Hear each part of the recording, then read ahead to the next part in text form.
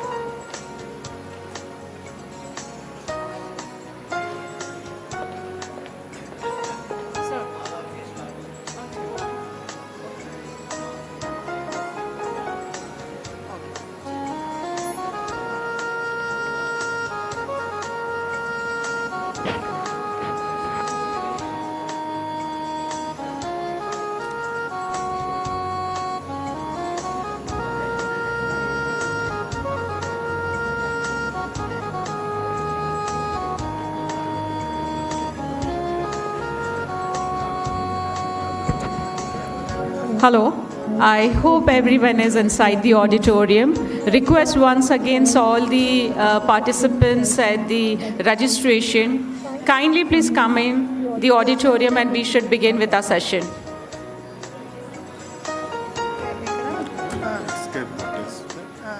Okay, madam.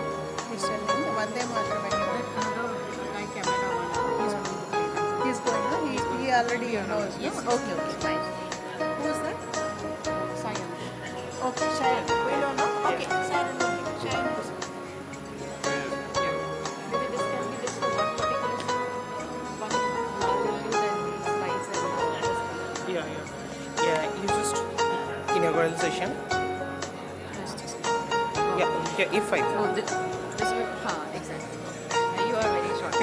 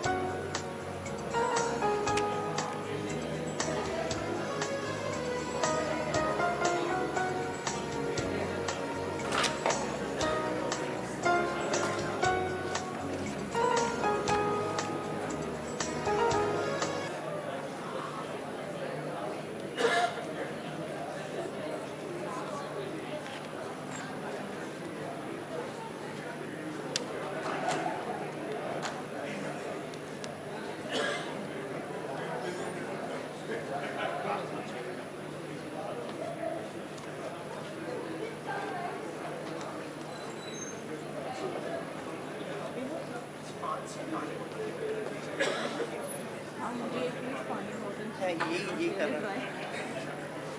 You just try. Thank you so much. Sir यहाँ पे चढ़ा।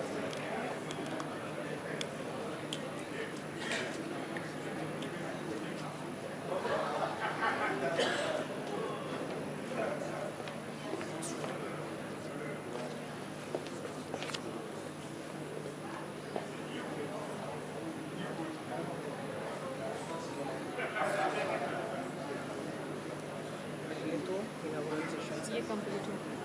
Then we go for Rajendranagar, then the lighting of the lamp. माने इसके बीच में I will be inviting all the guests to come on the dais. फिर lighting of the lamp होगा. Then welcoming all those guests to the lighting. Then I'll ask them one by one to come and give their.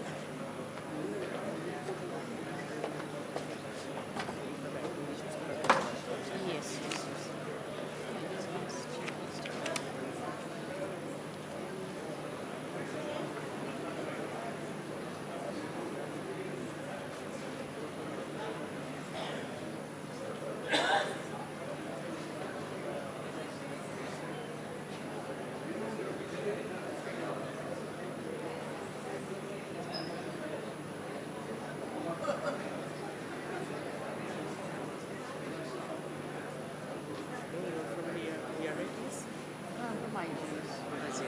One of the co-for the Livelihood party, you know.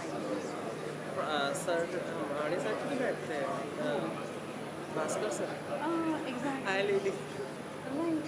हाँ बस तो हम उसका भी part है ऐसे भी महाराष्ट्र बॉम्बे. ओके भास्कर जी हमारे ऑफिस में मैकेनिक है सर टेक्स है Right. Okay, so you know well.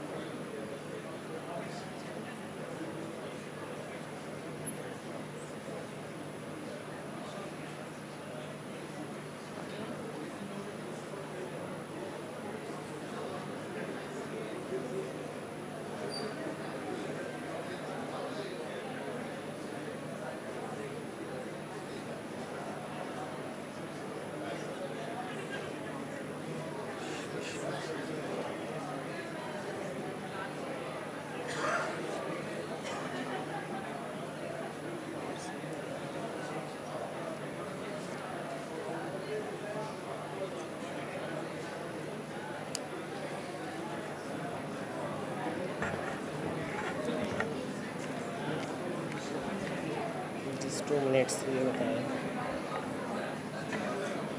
We'll just begin with our session. Request all of you to kindly have a seat.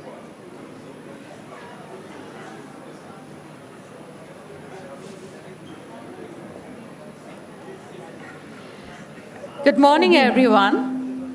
A very warm welcome and heartfelt welcome to all our distinguished dignitaries, esteemed guests, respected speakers, and enthusiastic participants gathered here today for the inaugural session of National Conference on Transforming the Rural Livelihood Landscape in India. We are delighted to host this event in Hyderabad, the city of pearls, which is also fondly known as Cyberabad, for its rapid development as a technology hub. Your presence here sets an inspiring tone for this important gathering. This is the maiden national conference jointly organized by the Institute of Livelihood Research and Training, ILRT, and Participatory Rural Development Initiative Society, PRDIS, in collaboration with ICAR-National Academy of Agricultural Research Management, NAARM. We are also joined by our co-organizers, Indian Gramin Services, Be Able Foundation, and Uday Aqua Connects. Let's give a big round of applause to our organizers and co-organizers. Thank you all for making this possible. I'll give you a brief session overview. The inaugural session will set the stage for our deliberations on the 3 pillars of people, planet, and prosperity. Today, we bring together eminent policymakers, academicians, development practitioners, and institutional leaders to outline the strategic vision, objectives, and expected outcomes of this conference. Through keynote addresses and reflection from distinguished distinguished guests representing both national and international institutions. Our session will emphasize collaborative pathways, policy convergence, and actionable strategies for advancing inclusive, resilient, and sustainable rural livelihoods in India and beyond. Let us begin this auspicious occasion with an invocation. I invite everyone to please rise and join together as we honor Vande Mataram.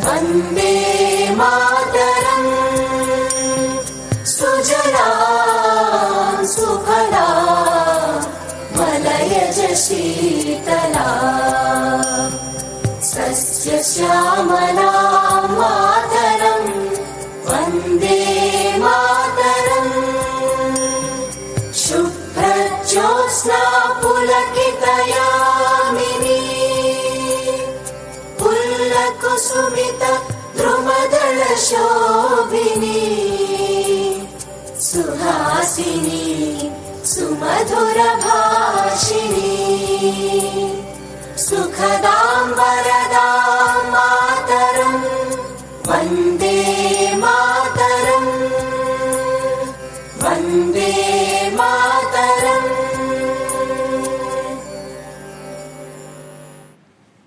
Thank you so much. Please have a seat.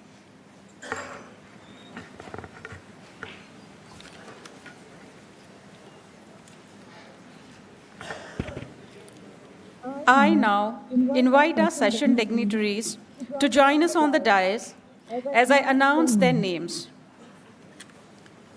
May I invite our chair for the session. Initially, Mr. Vijay Mahajan, sir, he was about to join us, but due to some sudden emergencies, he couldn't attend this session or this conference today. But then we have Mr. Professor Somnath Ghosh, who will be chairing this session. Sir, I invite you on the dais. Professor Somnath Ghosh is a chairman, Institute of Livelihood Research and Training, ILRT, former Dean IM.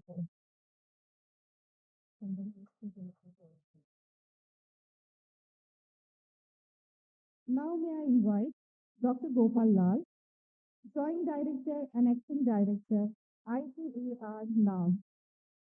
As I announce their names, let us welcome them with a clap of hands.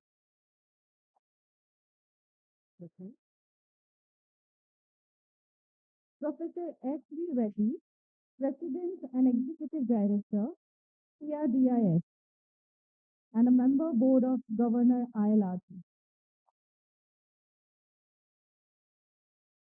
Dr. Rajendra Singh Gautam, Dean, Institute of Livelihood Research and Training.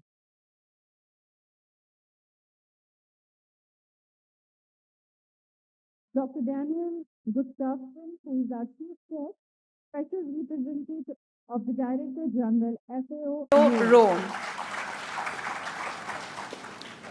Dr. P. Chandrasekhara, Director General, Center on Integrated Rural Development for Asia and the Pacific, CIRDAP, Dhaka, Bangladesh. Dr. Rajiv Reddy Danda, Vice Chancellor, Sri Koda Lakshman Telangana Horticultural University, Mulugu. Dr. Baldev Raj Kamboj, Vice Chancellor, CCS, HAU, Hisar. Professor C.K. Tambadia, the Vice Chancellor, Gujarat National Farming Science University.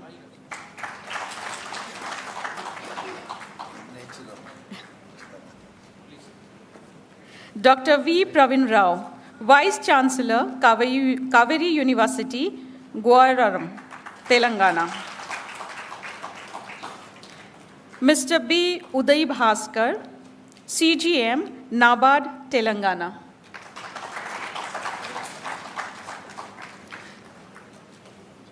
Professor S.V. Reddy, and Dr. Rajendra Singh Gautam. I'm sure you are here on the dais.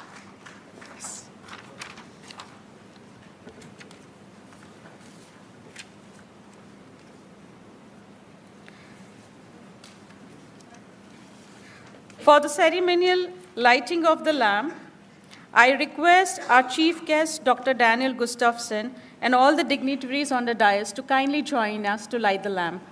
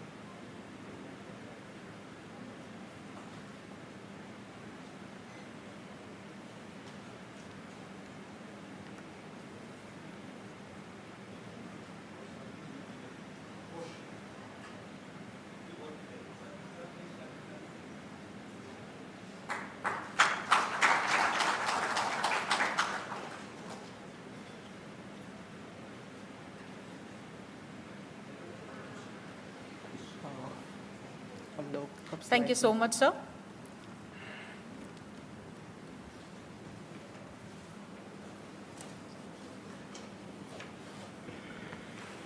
Now we would welcome all our esteemed guests here on the dais, and as I call upon the name, kindly come to felicitate our esteemed guest.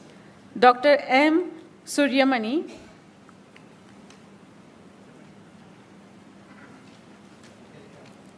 kindly felicitate Professor Somnath Ghosh.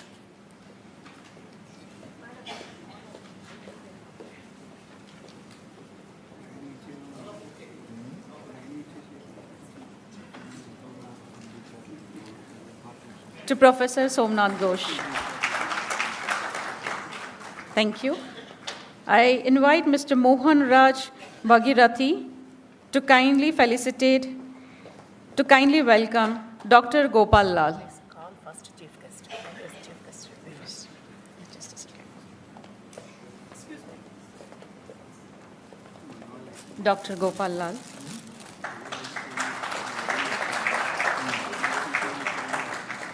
Mr. Radhesham Solanki, kindly welcome Dr. Daniel Gustafsson, our chief guest.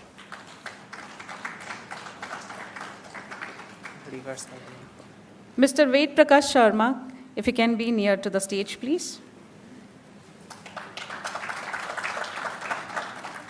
Mr. Ved Prakash Sharma to kindly welcome Dr. P. Chandrasekhara.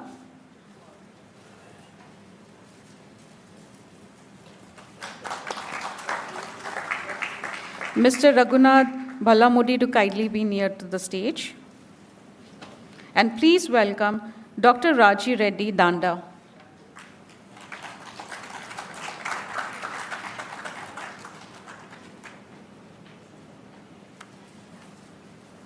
Dr. Raji Reddy Danda.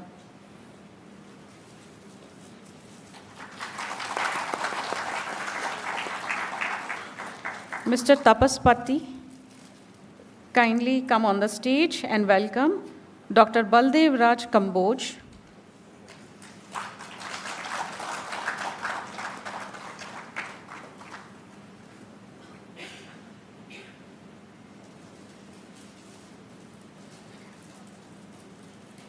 Dr. Baldev Raj Kamboj.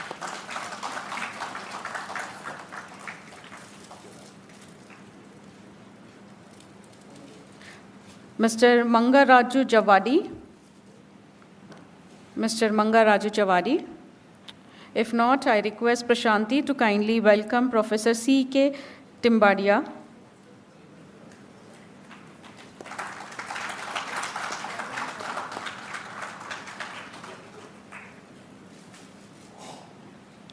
Dr. R. Ratnakar. Can I call Dr. Sanjeev Sarangi, please, to welcome Dr. V. Pravin Rao.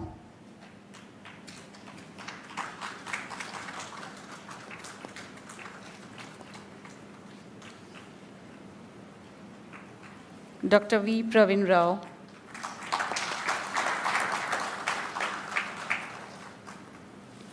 May I request Ms. Prashanti M. to kindly welcome Mr. B. Uday Bhaskar.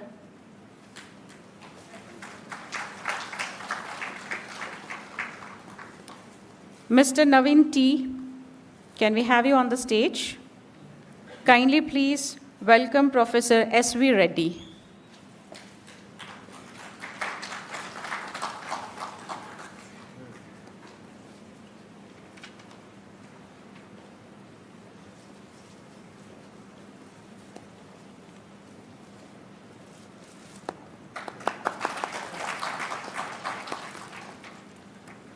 And can I request Satsang to kindly welcome Dr. Rajendra Singh Ghosh.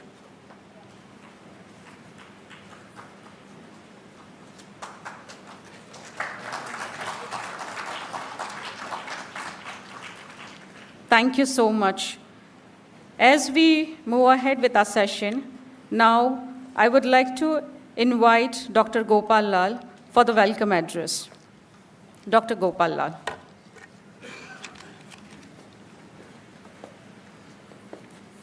Thank you very much. A very warm good morning to all of you. Good morning.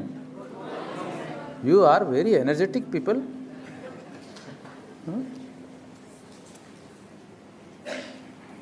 A good morning with a good start. So जोश से good morning बोलना चाहिए आप लोगों को.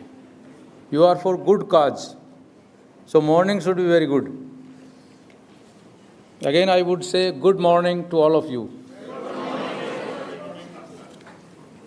Honorable,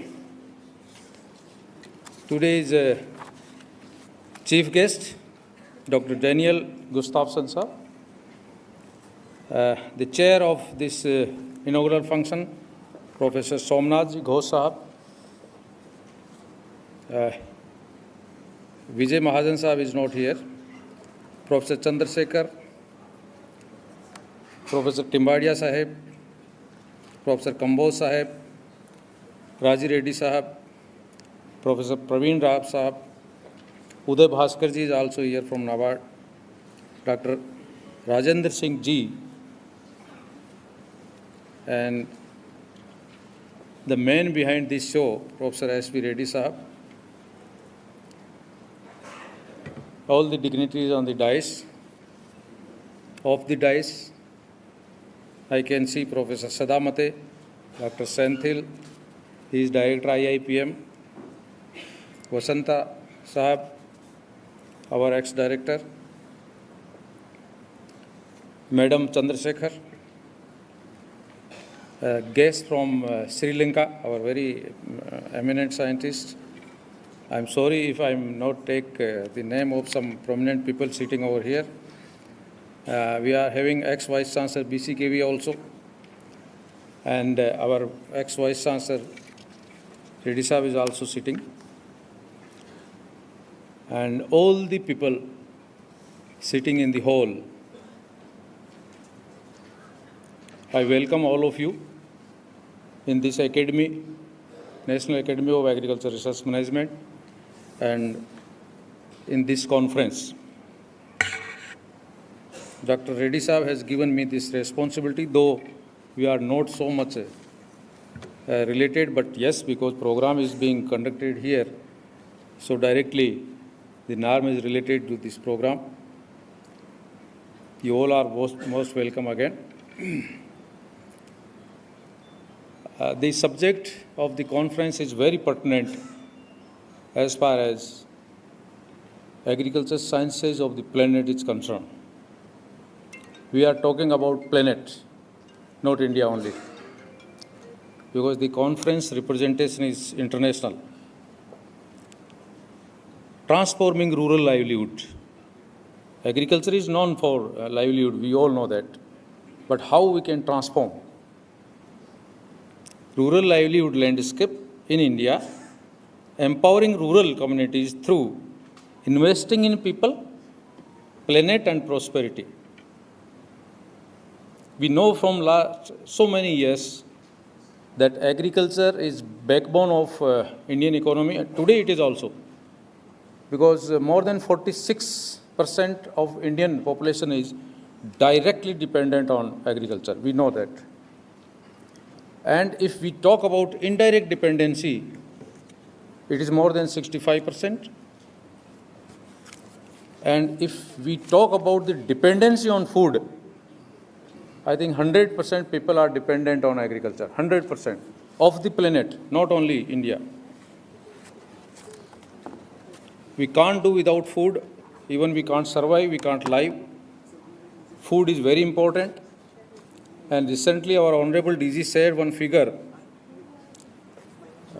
while he was addressing online the all ICAR institutions. He said that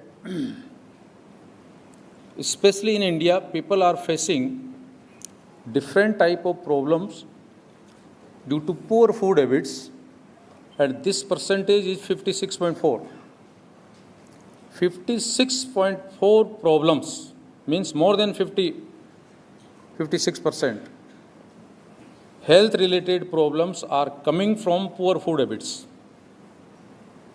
It means we can solve the ailments or diseases or the other type of health problems if we can eat healthy food, if we can supply the healthy food, if we can eradicate the malnutrition. And because of that reason, now a mega program is started already in the collaboration of ICAR. Now ICAR and ICMR, Indian Council of Medical Research, they are working together to solve this type of problems. So in coming time, I think the future is bright if we can solve the health-related problem with the supply of good food. We all know that we are not providing sufficient remuneration to the farmers.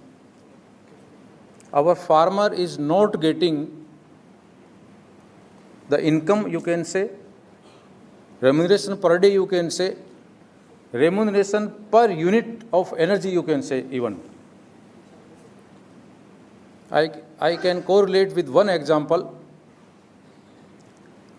In 1498, Vasco da Gama came to India in search of spices. Though we are telling that Vasco da Gama searched India, maybe, but being a man of spices, I learned that I worked in spices for 13 years about. Dr. Chandrasekharji and we were together in Rajasthan at that time. I heard that he searched spices and then the spice business from India starts to European countries. At that time, commodity exchange business was carried on. And black pepper, 1 kg was exchanged with 1 tola of gold. 1 tola means 11.66 grams, not 10 grams. 1 kg of black pepper equivalent to 11.66 gram of gold, because India is importing gold from the other countries. And at that time, the commodity exchange business was carried on, not the currency. Today, farmers' price of black pepper is only 500 around, maybe little bit less sometimes. And you can imagine 11.66 gram gold means not less than 1,70,000. Where our farmer gone? I think this is all responsibility of all of us. We are not able, including the policymakers, scientific community, and all people who are related for the agriculture, for the welfare of the farmers. This is the scenario, what farmer is getting. And then the other thing I would like to share with you, because the title is Livelihood. even farmer is not earning a sufficient livelihood. He is not able to feed his family. Feed means all requirements, education, clothing, shelter, everything. Roti, kapda aur makan. Food, clothing and shelter. This is the basic requirement of the farmer. He is not able to fulfill this basic requirement from the agriculture. 80% farmers. I am not talking about the 15-20% large farmers. Though we are having even very less large farmers. I will quote one more example. You can correlate example of petrol with wheat. Wheat and rice is the staple food of India. Wheat, North India, and rice, especially the middle part of the country and southern. In 1995-96, the wheat price was 10 rupees a kg and petrol price was 15 rupees a liter. Today in Hyderabad or maybe in Jaipur or Delhi, the wheat price, farmer's price is not then more than 25 rupees a kg. Maybe retail price 35 or 40 rupees, but petrol price is 115 rupees a liter. So where we are going? I think we will be discussing good things in this conference. So many people from all over this country and abroad will be discussing different ideas or the subjects or the themes. There are three most important themes written over here. Investing in the rural, investing in the planet for sustainable and resilient rural livelihood. Theme first. Theme second is investing in people to build an inclusive and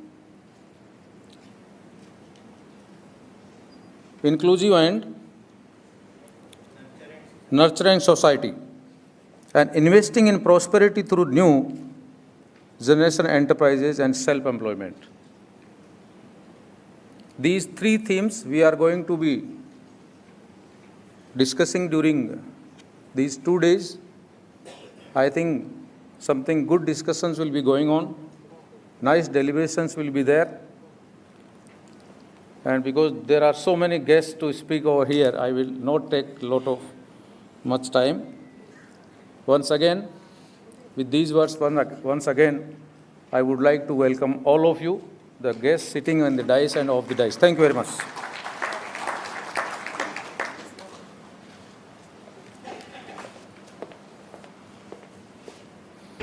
Thank you so much, Dr. Gopal Lal, for the welcoming address. May now I request Professor S.V. Reddy to give introductory remarks.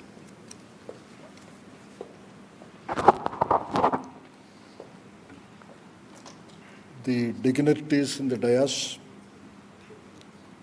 the chief guest, and all others dignitaries, high dignitaries are there, and you know, I don't want to repeat again. And also my dear colleagues here, my friends, and my well-wishers who are all here. I would like to warmly welcome you on behalf of PRDIS and ILRT. As you know, this conference is jointly organized by ILRT and PRDIS. I should definitely say most of the lead was taken by ILRT. And I was so very happy. I would like to express my gratitude for that. Similarly, I would like to also say definitely about this conference, our director has already given in his welcome address, and maybe supplemented by Rajendra will do maybe for 5 minutes. And my appeal is, this is going to be very important conference, even in my life, because I have done number of conferences, I have seen it. We want to see a pathway to strengthen rural livelihoods. May not be transformed everything, but something can appear in the rural areas, as our director has rightly mentioned. So what is the scenario? I think we will all be fulfilling our lifetime mission. This is, to me, this is the mission which is needed for Vikasit Bharat 1947, and we should have the steps now move forward. And for all of you who have come here, will have a biggest contribution, and at the valedictory session, we are going to have a type of a, declaration, Hyderabad Declaration on Rural Livelihoods, and which will be sent throughout the country from Prime Minister, President onwards, everywhere. But our duty is, all the institutions represented here, my appeal is, let us try this declaration in 1 or 2 villages on our own modest way, and try to see as a pilot.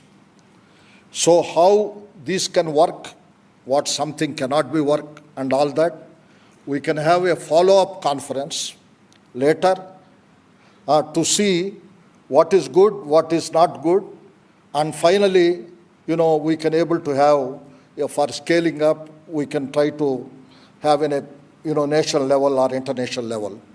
And I'm very happy that we are now represented 2 international institutions, Food and Agricultural Organization and CERDAP.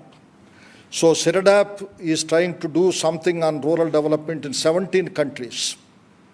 So it is the biggest asset. All this, will try to help us as an advisory, guidance, and other things they will provide us. Let us move forward to see that whatever the declaration, some of the points are being implemented at our own level. Then the objectives of this conference will be fulfilled. With this, I would like to thank all of you on behalf of ILRT and PRDIS, on my own behalf. I think I have also sent you a personal invitations, and your response, really I am overwhelmed, which will expand my lifetime another 10 years I am thinking about to have a follow-up. Thank you so much.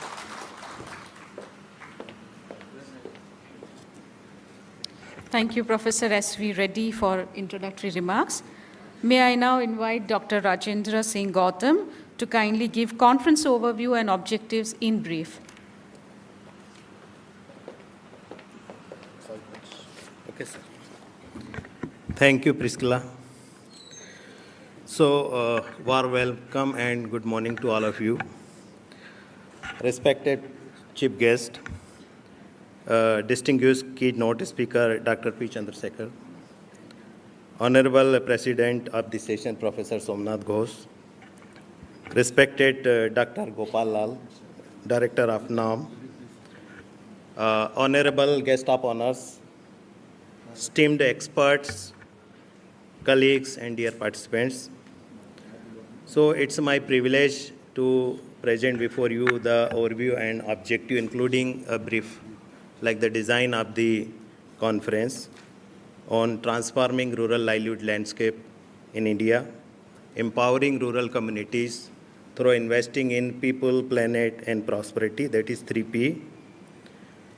So as we know that India's rural transformation stands at a critical juncture today, the country has made significant progress in terms of increasing the productivity, livelihood diversification, institutional development, including at the grassroots level, and that contributed in poverty reduction. But now we are facing new kind of challenges, that is the intensifying climatic risk, ecological degradation, rural distress migration, youth unemployment, market volatility, and social inequalities in our country. Large portion of our population is depend on living in rural area and depend on jal, jungle, and jameen. and their livelihood is increasingly becoming vulnerable today. So frequent drought, flood, groundwater depletion, land degradation, biodiversity loss, all are weakening the ecological foundation on which the rural livelihoods depend. So, and at the same time, rapidly the globalization of Indian economy is taking place. Penetration of digital technology is taking place very fast in our country. AI-driven solutions are coming, and data-enabled value chains are there, which are actually presenting a lot of opportunities for the people of the country. However, our large communities, and particularly women, the tribal and other weaker sections of society, they are lacking infrastructure facilities, digital literacy, institutional support, and adaptive skills that are needed to capitalize on these opportunities. So we have both challenges and opportunities before us, and therefore ILRT, PRDIS, and other reputed organizations, including Indian Gramin Services, Axis Bank Foundations, BABL Foundation, NABARD, and in association with NAARM, we have planned this conference so that we can discuss on these three important dimensions, that is people, planet, and prosperity, and collectively how we can actually create pathways so that we can create new, and we can build a new society, and how the new strategies can be framed. So for this, we have planned this conference in a way that we will be discussing on the three important themes, that is people, planet, and prosperity. Then there are several sub-themes. So we have planned series of panel discussions. Then we have given opportunity to researchers and those who are doing experiment to present their research in plenary session or research paper. Then we have given chance to the development professionals so that they can share their learnings, their innovative approaches through case study presentation. We have invited the community people, the innovators, the change makers, so that they can share their learning, what kind of changes they are doing on the grassroots level. We have planned community samvad for that. Then we have planned policy samvad also. So these are like various sessions are planned. In addition to that, we have planned exhibition where people can show their products, their services, and their innovative approaches. They can demonstrate there. So this conference gives opportunities to policymakers, the thought leaders, researchers, development professionals, industry and CSR leaders, innovators, entrepreneurs, community leaders to come together, share their experience, their learnings, and how we can actually build strategies for new pathways for promoting large number of sustainable livelihood, and also contribute towards sustainable development goal and the vision of Viksit Bharat 2047. So I invite you all to engage in discussions, ask questions, deliberate, collaborate, so that together we can contribute towards promoting dignified and large number of livelihood for the communities of our country. Thank you very much.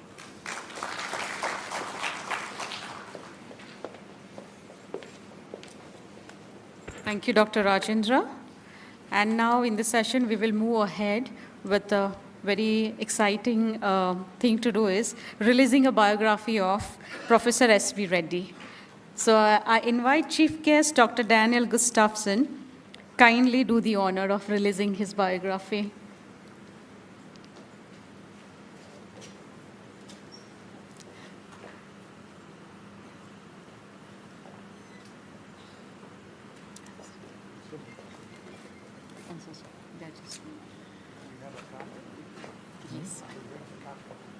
No, some books they will release. Yes, yes. You can come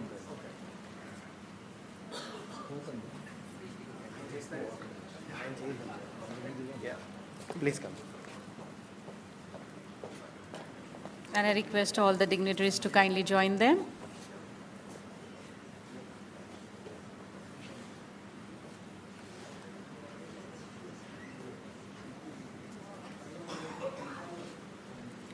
Releasing the biography of Professor S.V. Reddy.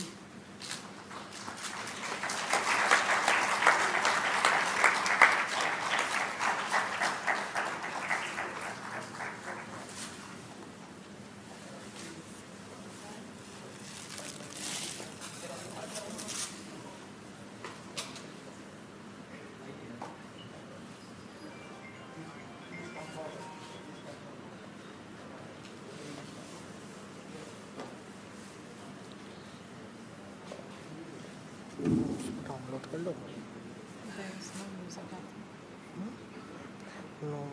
इधर तो नहीं है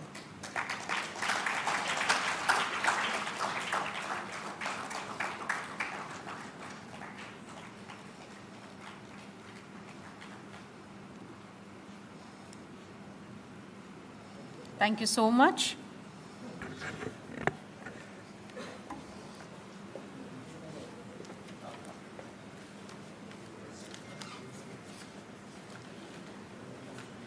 May I request all to kindly have a seat? Just relax, man. Uday. I'm Uday. Now I'll invite Mr. Srinivas Raitha, who is the author of this biography, to share a few words. So, Mr. Raitha. 5 minutes.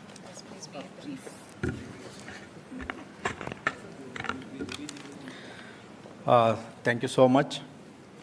Respected international guests and dignitaries on the dais, respected guests and distinguished vice chancellors, respected journalists, dear students, and ladies and gentlemen. My humble greetings to you all. Today we are witnessing a wonderful and meaningful program organized by the Institute of Livelihood Research and Training, ILRT and PRDIS, in collaboration with ICAR-NAARM. This gathering is not merely a formal function. It is a celebration of knowledge, service, and above all, the spirit of dedication to humanity. I stand before you not merely as an author, but as a journalist who has had the privilege of observing great leaders and institutions closely. Life gave me the rare opportunity to serve under two great ministers of external affairs of Government of India, Shri S.M. Krishnaji and Sushma Swaraj as a media coordinator. Working with such towering personalities taught me clarity of thought, discipline in expression, and the importance of purposeful communication.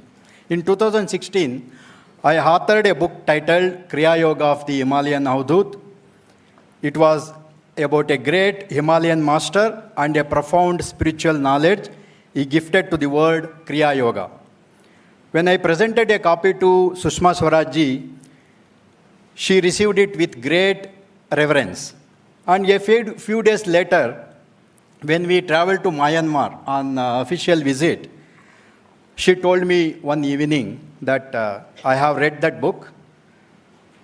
She looked at me and said words that still echo in my heart. Srinivas, you have a wonderful skill in presenting a subject and a strong hold on English. So, you must write biographies of great souls who serve humanity. That single sentence changed the direction of my writing journey. This book, Soil to Soul, you have witnessed this one released this book. Soil to Soul is my 6th book and 4th in my biography series. Thank you. The earlier biographies taught me something invaluable, the qualities of achievers. Last year, I wrote the life of Dr. Glory Swarupa, then Director General of National Institute for MSME here, Hyderabad. She is present here. Through her journey, I saw how one individual can transform the institution and also inspire generations. Then came this remarkable journey, the life and mission of Professor Venku Reddy. I first saw him at the international conference, which was held in Dhaka, Bangladesh. So, when I later began interacting with his friends, colleagues, and students, many of whom are seated here today, I was mesmerized. Sometimes I was truly dumbfounded. So, you will get the book later. And if you go through his life and mission, there was a time when decisive moment in his youth. He had secured admission to medical college and in agricultural college, but naturally he was inclined to medicine. But his father, a visionary farmer, envisioned and believed that agriculture needed scientific minds, that the family legacy must not fade away. In a moment of maturity and responsibility, he chose agriculture.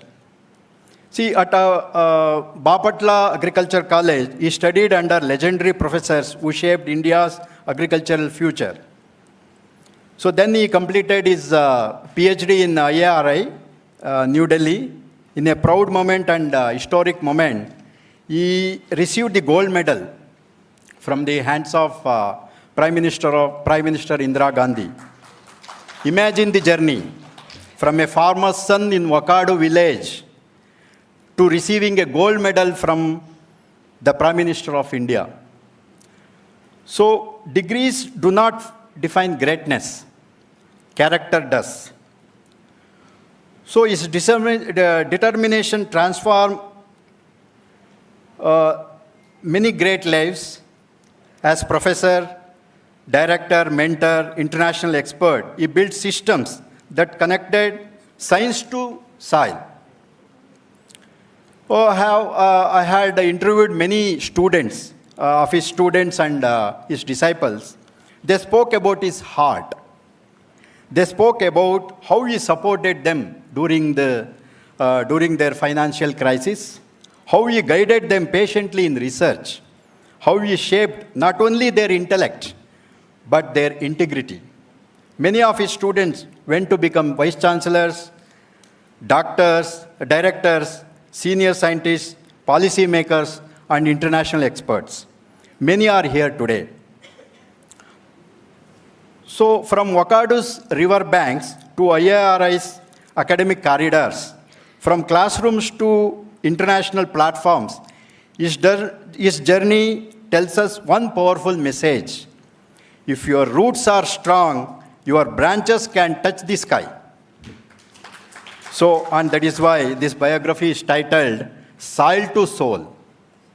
Soil represents, his roots. Agriculture, farming communities, and rural India. Soul represents his transformation in knowledge, service, compassion, and the lives he touched. When I completed writing Soil to Soul, I realized that I was not merely documenting one man's life. I was documenting the evolution of agriculture extension in India. I was documenting the power of mentorship. I was documenting how a single decision to honor a father's wish and choose agriculture can change millions of lives. Today, as we release and celebrate this biography, let us not applaud the author or the subject. Let us honor the values it represents. Dedication, integrity, service, compassion, commitment to farmers, commitment to humanity. I offer my deepest respect to Professor Venkureddy Garu for transforming soil into soul and knowledge into service, sir. Thank you all of your presence and blessings. Jai Hind. Thank you. Thank you so much, Mr. Srinivas. And quickly, I would ask Mr. Uday Kishan, who is Director, Uday Aqua Connect, to speak a few words in continuation to the release of the biography. So good morning all. So I just want to introduce myself. Myself, Uday Kishan Cherukunidi. So I'm the Managing Director of Uday Aqua Connects Private Limited. So I just want to take some 2 to 3 minutes of time. So the most important aspect for the organization and the startup like me, so we just discussed with sir. So Uday Aqua Connects has been given an opportunity by NABARD, and I think our Honorable CGM sir is here, and Senthil sir is also here. He is the person who has taken Uday Aqua Connects from startup to scale up. So the inspiration which was given to me, and I requested sir, you are 80 years old. And sir has, I think everybody knows that sir has completed 80 years in 2026. So it is my request also, sir, the wisdom needs to be carried forward. And this is the occasion, even for the Uday Aqua Connects, an organization which is born 6 years back, and we are operating in 2 different countries, India and United States. And this is all because of your inspiration. And I just cannot tell my gratitude just with this, sir. So I just want to tell you all, so Professor S.V. Reddy, sir, is not just have created the middle age and my respectable many seniors whom I can see in 50 plus people. He has created one 30 plus youngster also who is working for the society. And after graduating from IIM Kolkata, so I'm a commercial guy. So more of commercials into my brain till I met Professor S.V. Reddy, sir. He has given his life. And if you see in his book also, I think many of the close associates knows, he lost his mother just in the, within the span of first 1 year itself. So from that painful stage, and with the stage who is today at here, and creating a person like me, I just want to promise you, sir, you told that you are active for 1 more decade. No, sir. You also told me that I have to reach the height in India, making Uday Aqua Connects one of the richest organization in the country by 2047, the 100th year of India. That's what he always makes me. And I promise you, sir, we are going to do that for sure. And I also, in front of all the scientific fraternity, we want to announce today that the idea of, sir, which is going to start from this year in 2026 is, we are going to start one integrated aqua university, Uday Aqua Integrated Aqua University, which is going to be chaired by sir. And in the next 5 years, we are going to be one of the prominent university. And the steps we are taking is to make this established as an international aqua integrated university by 2035. And I really request all the scientific fraternity and seniors over here with bowing my head, sir, touching your feet. And as an Indian, I'm always proud to be with the scientific fraternity, people like you. Without you all, nothing can be possible. And with the guise of creating currencies, we need the hands of yours, which makes us to really know there is a lot of hardship behind people like you. And we will take your wisdom forward. And I promise you all, sir, Professor S.V. Reddy, sir, name which I am using today, I will make him proud. Till date, my association with him is from almost 5 years, but till date, sir didn't tell me that I'm proud. He's proud of me. But I'll try 5 more years. I'll work for 1 more 5 years, sir, to take your blessings. And thank you so much. Thank you.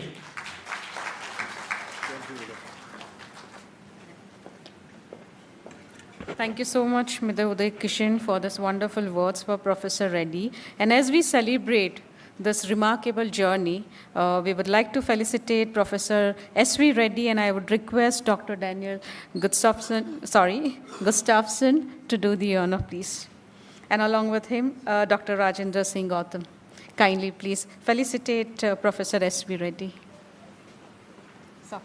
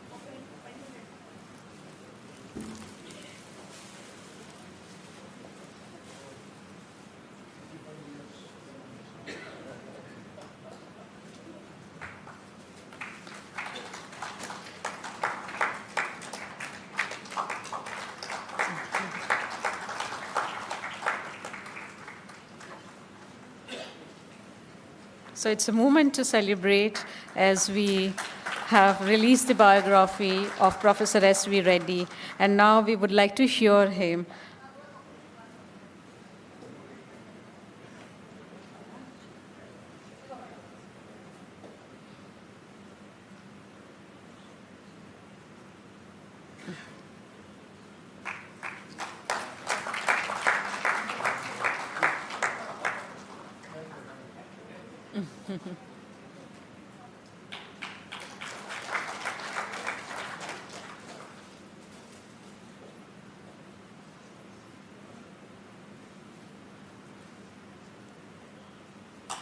As they continue to honor, we know it's a journey to learn from someone, from an experience of decades of years that will definitely motivate we as a development people in a development sector. So it's a great learning that we would like to hear from Professor S.V. Reddy. So, yes, sir. Over to you. I am really overwhelmed with joy, given more oxygen. I think since 3-4 days I was dull. Today I recouped my energy with all of your wishes. Especially, I would like to thank Srinivas Raita. He has spent a lot of nights with me, with all the people gathering information, the writer.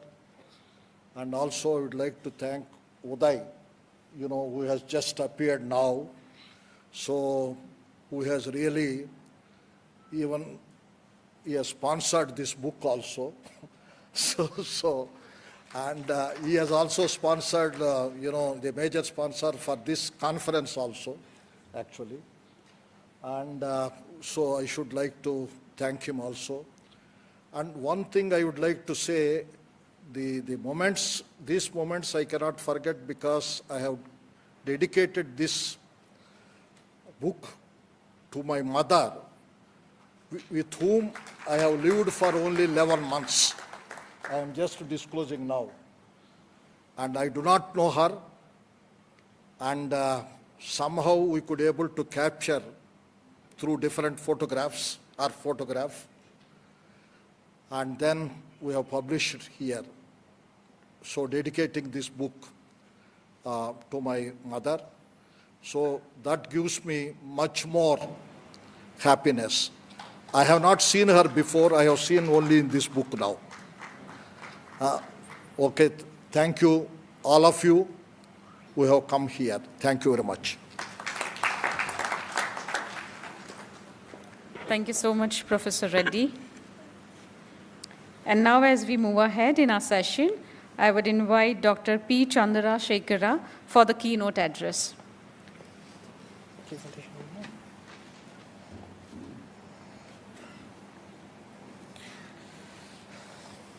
Yeah, I'm just demonstrating.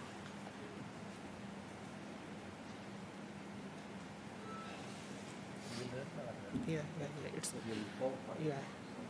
it's showing. Okay. Yeah. Left side आ जाइए, लेकिन थोड़ा सा इसमें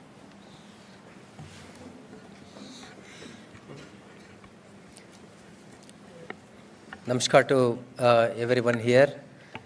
Honorable Chair of the program, Somnath Ghoshji, respected Chief Guest, Dr. Daniel Gustafsson, FAO, welcome to India and welcome to this conference. We have Honorable Vice Chancellors here, Dr. Raji Reddy, Dr. Kamboj, and the Director of the Institute, Dr. Gopal Lal, and Dr. Timbadia, and Dr. Praveen Rao, and special thanks to both the organizers, ILRT, Dr. Gautam, and Professor Venkureddy.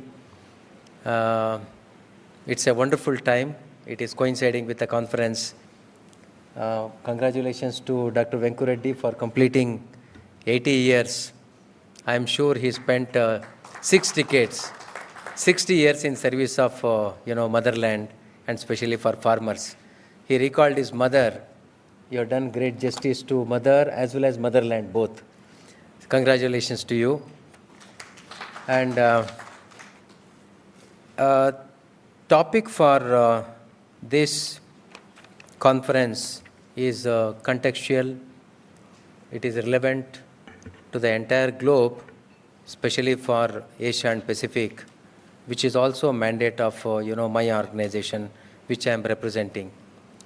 CIRDAP, Center on Integrated Rural Development for Asia and Pacific, is a intergovernmental organization. We are based at, having headquarters at Dhaka, but we serve 15 countries, including India. Basically, we work for strengthening integrated rural development systems in Asia and Pacific. This topic is, the very mandate of, my organization. It's very close to my heart. Coming back to the topic,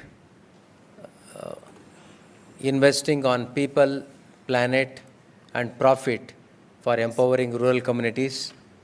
I can handle this, Yeah, you can see on the screen, but I will read this. Asia Pacific is home to more than half of the world's population and remains a major driver of global economic growth. At the same time, it contains many of the world's most climate vulnerable communities, rapidly aging societies, and fast-growing urban centers. According to regional assessments on SDGs, notable progress for Asia and Pacific has been made on industry, innovation and infrastructure, that is Goal 9, and good health and well-being, Goal 3. However, progress towards several goals is far too slow, particularly on responsible consumption and production, that is Goal 12, quality education, Goal 4, and decent work and economic growth, Goal 8. The progress on climate action, very important, Goal 13, is regressing at an alarming rate, driven by the region's vulnerability to disasters and continued greenhouse gas emissions. Various UN agencies, ADB and World Bank, consistently highlight that the region faces a substantial financing gap to achieve the Sustainable Development Goals. Yet, it is also a region where innovation is occurring at scale, from digital public infrastructure and renewable energy deployment to new models of public-private collaboration. This dual reality makes Asia Pacific not just a region in need of solutions, but a laboratory for integrated development thinking, where people, planet, and prosperity must be advanced together. We are meeting here at a time when the global development landscape is being reshaped by profound forces: climate instability, demographic transitions, technological disruption, geopolitical fragmentation, and tightening fiscal space. In this environment, development choices are no longer incremental, they are structural. The Asia-Pacific, especially South Asia region, stands at the center of this transformation. Let us, discuss about investment in people. Here, I want to highlight a crucial insight. Too often, when we invest in people, we actually focus on changing practices, not on empowering the people themselves. In many development programs, success is measured by behavioral outcomes, attendance in training programs, adoption of prescribed practices, or compliance with procedures. These interventions may produce short-term results, but they rarely transform human capability, resilience, and agency. For sustainable growth, we must go beyond metrics, checklists, and behavioral compliance and focus on building the people who will shape the future. Changing practices shapes outcomes. Investing in people shapes futures. In South Asia, cooperatives, farmers, producers, organizations, and self-help groups are classic examples of investing in people. I'm very happy to have Dr. Praveen Reddy, Mr. Praveen Reddy, who is chairman of Muluknur Cooperative Society here.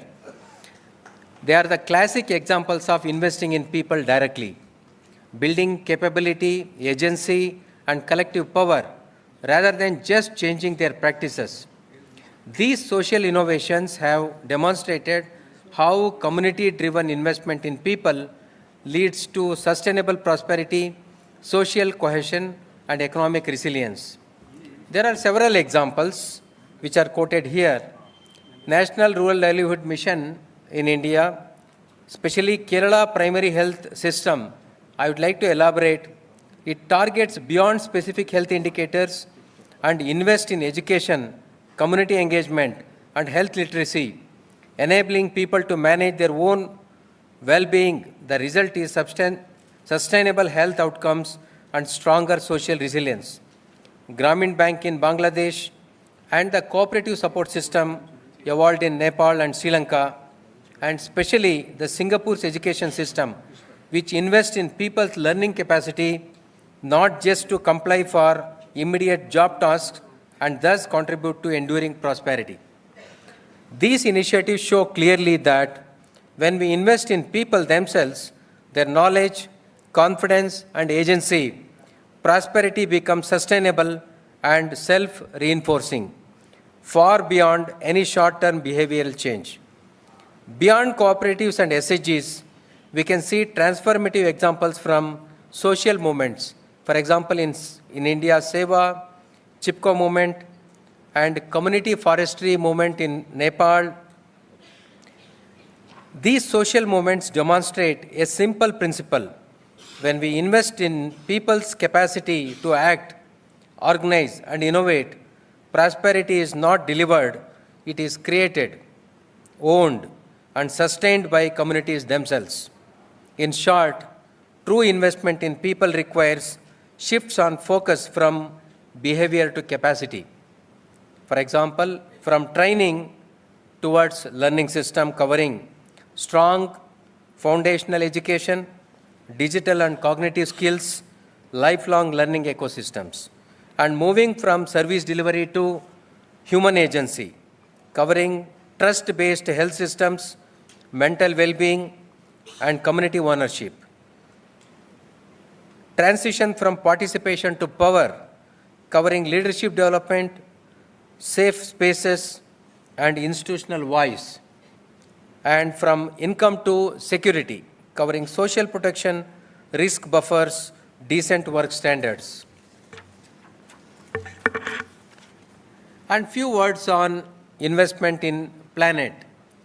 Turning to planet, the Asia-Pacific region is on the front line of climate and environmental risk. According to IPCC assessments, unchecked climate change could reduce regional GDP by several percentage points by mid-century. Sea level rise threatens coastal cities and ports.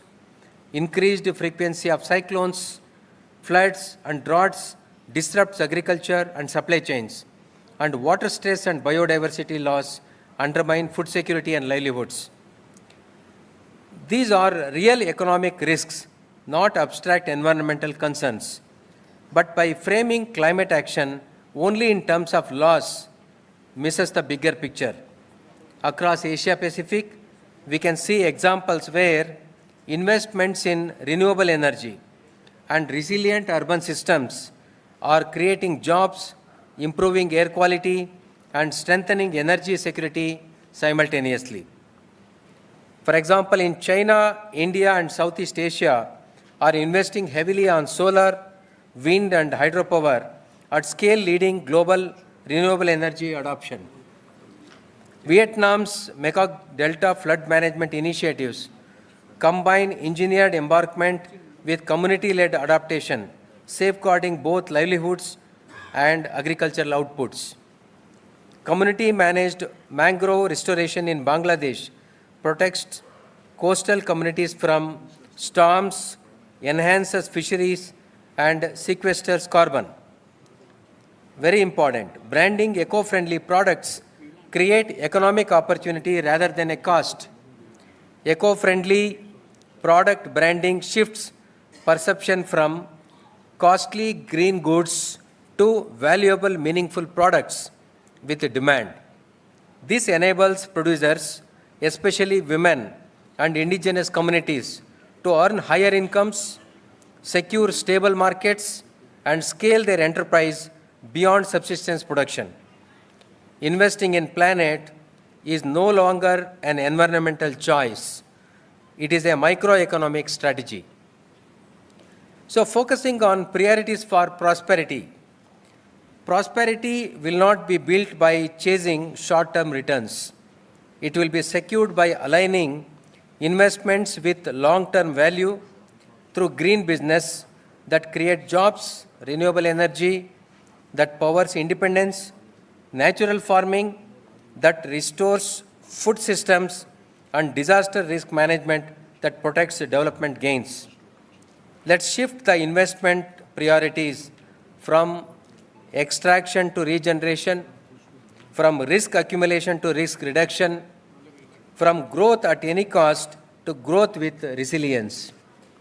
This is not idealism, it is a smart economics for a resilient future. So, regarding green business, in our region, small, medium enterprises dominate the national economies. When supported to adopt green practices, they become engines of inclusive growth. Green MSMEs generate local jobs, especially for youth and women. The eco-textile and sustainable apparel enterprise in South Asia have great scope for accessing premium global markets by investing in cleaner production, fair labor, and traceability. Green business are no longer niche, but the future of competitiveness.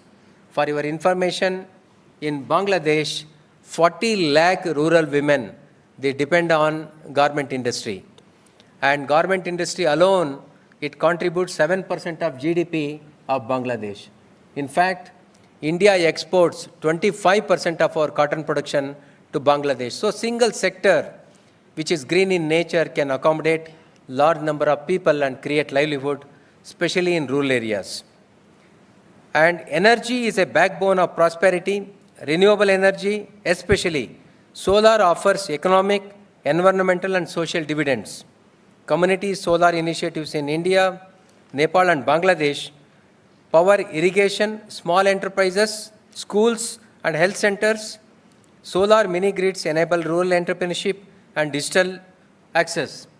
Clean energy investments generate jobs, reduce health costs, and cut carbon emissions simultaneously. Investing in renewable energy is not just climate action, it is economic sovereignty. And sustainability and natural farming in the context of empowering rural communities. I'm very happy to have Dr. Timbadia, the Vice Chancellor of first Natural Farming University in the country, based at Gujarat. Agriculture employs hundreds of millions in Asia Pacific. Yet conventional farming models have led to soil degradation, farmer indebtedness, and climate vulnerability. Natural and regenerative farming reverse this trend by reducing input cost for farmers, restoring soil health and biodiversity, and enhances resilience to climate shocks, leading to healthier farmers, safer food, and sustainable rural economies. Investing in natural farming is investing in food security, rural dignity, and ecological balance. Disaster risk management in Asia-Pacific region accounts for majority of the world's climate-related disasters. Every disaster disrupts supply chains and investment confidence, reverses development gains, and pushes vulnerable population back into poverty. Community-based disaster preparedness empowers people to protect lives and livelihoods. It is estimated that every $1 invested in disaster risk preparedness saves $4 to $7 in recovery cost as prepared communities recover faster and stronger. Finally, disaster risk management is not an expense. It is an insurance for prosperity. So before I conclude, I would like to thank especially the organizers, Professor Venkureddy of PRDIS and ILRT, Dr. Gautam, and because my many seniors are here, so I am just taking the opportunity to make one announcement. My colleagues, friends, and very enthusiastic junior colleagues are also here. My organization, we have announced a Asia Pacific Rural Development Innovation Challenge 2026. Basically, any creative, innovative idea which is in your mind and heart, which you would like to share, please share. Go to our website. You will get a lot of information. This month, 28th February is the last date. The best ideas will be brought to the notice of policymakers, member countries, and also we are planning to organize face-to-face interaction with policymakers and innovators so that they get opportunity to influence the programs and policies of countries in Asia and Pacific. We will take the help of Dr. Chandana Jayawardene. He is here in Sri Lanka. This program we are planning in Sri Lanka. Thank you very much for this opportunity. My best wishes for the success of this workshop. Thank you.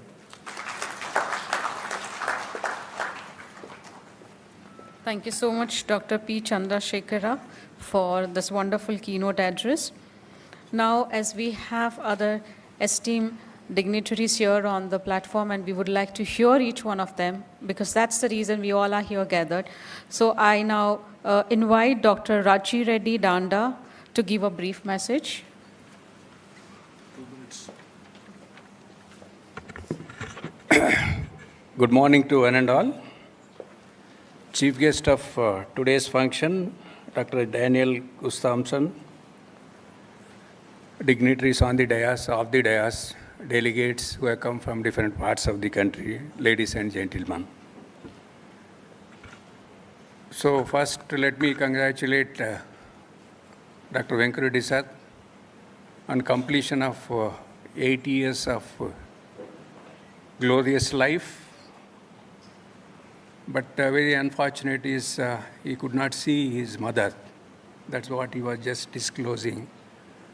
But he has nurtured the extension fraternity, not only extension, but agriculture in toto, in a very big way, changing according to the situation since almost we know last 43 years, at least just now. Some have become Vice Chancellors. We too are here on the dais who have become the Vice Chancellors. Those who are sitting in the audience, they have become Deans, Directors, Registrars, and so many people are really being nurtured by Sir, who was our teacher and who taught us education technology, first of its kind in the country, the kind of the training program which was designed by him when we joined in the service. And really, always we discuss, Dr. Subbareddy is here, he is my classmate, about his health and also his strength and dedication. So how you manage, I think now again we got some kind of inspiration from you that we will also contribute something to the society, and definitely it is going to help the farming community of the state, and also not only for both the states and also for the country and world, the kind of the dignitaries who have come from different parts of the, and sir, I think we know almost last 15-20 years, Kuftan Sansar, and all senior people who have come, and this is actually, we really inspire, we get the inspiration, and all youngsters, and nowadays there is a need. People are just after 40 years only, they say what is there in life. Now sir is again rejuvenated, and you see after 8 years also he is thinking many other things what he has to do. So this is in brief about, and really I'm very happy to be a part of this particular event. Otherwise I would have missed it. Actually, I have to start by 7 o'clock in the morning, but I said I will join a little later at Nalgonda after completion of this program. So I requested him to revise the program, and accordingly he made it. So thank you very much, sir, for inviting me for this great event, and also regarding this conference is very timely and is close to his heart. And if you see the investment in 3 important keywords, one is people, planet, and profit. You see, in the context of the climate change, and many things are happening, and probably every government and at state level or federal level, they are really talking, and they are also investing in a different way. But only thing is, this kind of conference is very timely, and also see the rural population who are living on agriculture is around 48 to 50%, just now said. And also, I say it is 100%, because we have to get the food from the villages only. So that means we have to enter agriculture, though we say that our contribution is 15 to 18% GDP, but it is not correct. Actually, if you see, without agriculture, there is no raw material and other things, and this is really very timely. And as you know that food production is around 357 odd million tons, and horticulture production, if you see, 369. And nobody imagined this kind of enormous production in the country. And now, really, if you talk of health of the human being, health of the planet, health of this one, the horticulture plays a major role. Now we have exhausted in agriculture. Now we have to look for diversification towards the horticulture, particularly if you want to enjoy particularly flower crops, medicinal plants, and vegetables, fruits. And all this is really close to the nature, and the kind of the investments, whatever you do in these 3 keywords, that will really help the diversification and help the country to move forward. And otherwise, we will be struggling hard to throw our, what you call, the agriculture produce in sometimes maybe in the Bay of Bengal or maybe in the Arabian Sea. So now we have to look for that, and I think this is very timely. I'm very thankful to organizers for giving me an opportunity. So I leave the place because I have to attend a very important meeting with the farmers. Already started, but I had to join in between at Nalgonda. So thank you very much.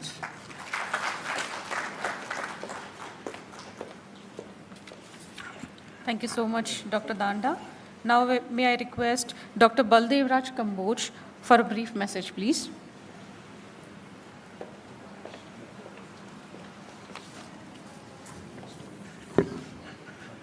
सभी को नमस्कार. थोड़ा नींद खुल जाएगा, अच्छा रहेगा. It's really tough to hear rather than to speak. So I will speak very less, because I have been allotted 5 minutes. We'll try to finish within 5 minutes. So, Honorable Chief Guest of this function, Keynote Speaker, Honorable Vice Chancellors, Honorable Director of this Premier Institute, dignitaries of the dais, participants,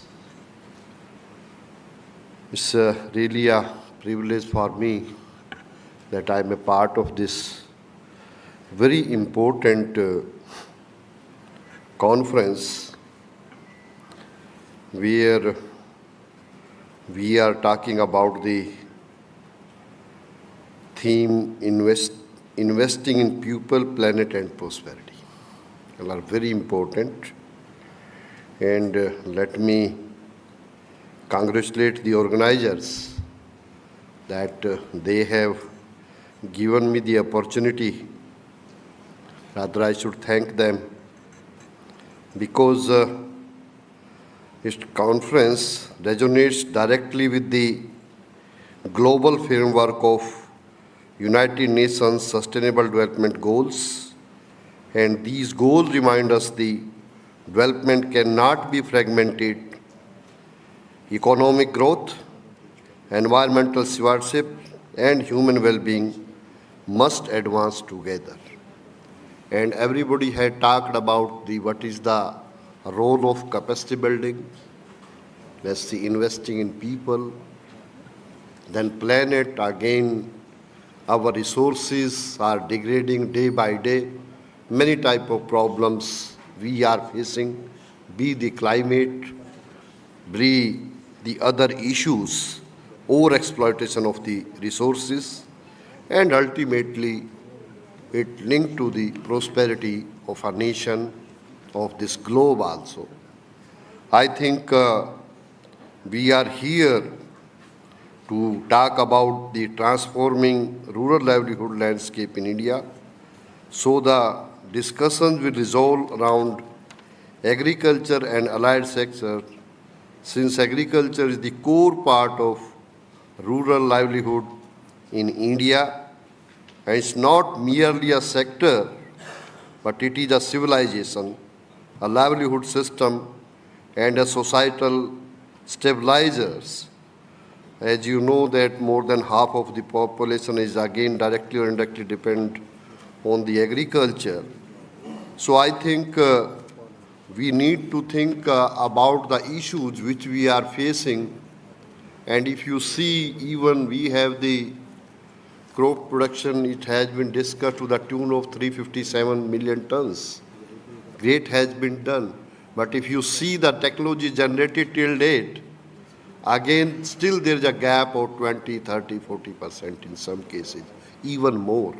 So with the existing technologies which we are having right now, and for that purpose, I think we need to reform our extension system also, our capacity building programs also, and we have to think little bit differently now how we can involve our youngsters. Earlier it was not the case. We always say that education in villages now is a bit less. But now you see every farming family have a engineers, graduates. But he is moving out of that business. How we can involve that student? We are just focusing on the startup culture. We want to have the more innovations, more startups, more economy. So I think let there be some agro models, maybe at a cluster of 25 villages, depending upon the population of a particular states, where we can produce, process, brand, market, and then we can link all these things to across the country and later on at the globe level. If we will think like that, I think we can again end the employment which is generated, the employment be given to the people of only those 25 villages. Except the CEOs or the big man, you can hire from outside. Can we try such type of models where we can even just take advantage of expertise or the education of the, you can say, graduates from those villages only? You will get the employment from there, raw material is there, lot of savings are there, and ultimately now agriculture be just strengthened, as Professor Lal was also, Gopal was discussing, but we hardly think about the co-benefits of the agriculture. It's not question of that selling the produce. You see the co-benefits which are occurring. We need to, as the researcher, we need to analyze those also. Still a farmer having 2 acres, he's doing all jobs. But the only thing is how we can retain the population. No doubt after Corona, many youngsters, they are now coming toward agriculture also. That is not the case. We should not be little bit, we get sometimes we say adverse comments only. But I be positive, and I think it's necessary, and I can conclude with the sustainable development will not be achieved inside the walls of any lab. It will be achieved in farmers' field, village institutions, and rural enterprises. Agriculture offers humanity a rare opportunity to feed the population, protect the environment, and generate prosperity simultaneously. If we strengthen agriculture, we strengthen society. If we empower rural communities, we empower the nation. And if we harmonize people, planet, and prosperity through agriculture, we move decisively toward the sustainable development goals. I congratulate the organizers for initiating the meaningful dialogue, and I hope the deliberations here will translate into actionable partnerships and field level impact, and the impact point which is coming out of this workshop will really help us to move forward. Once again, I thank everybody for giving me the opportunity. Thank you very much.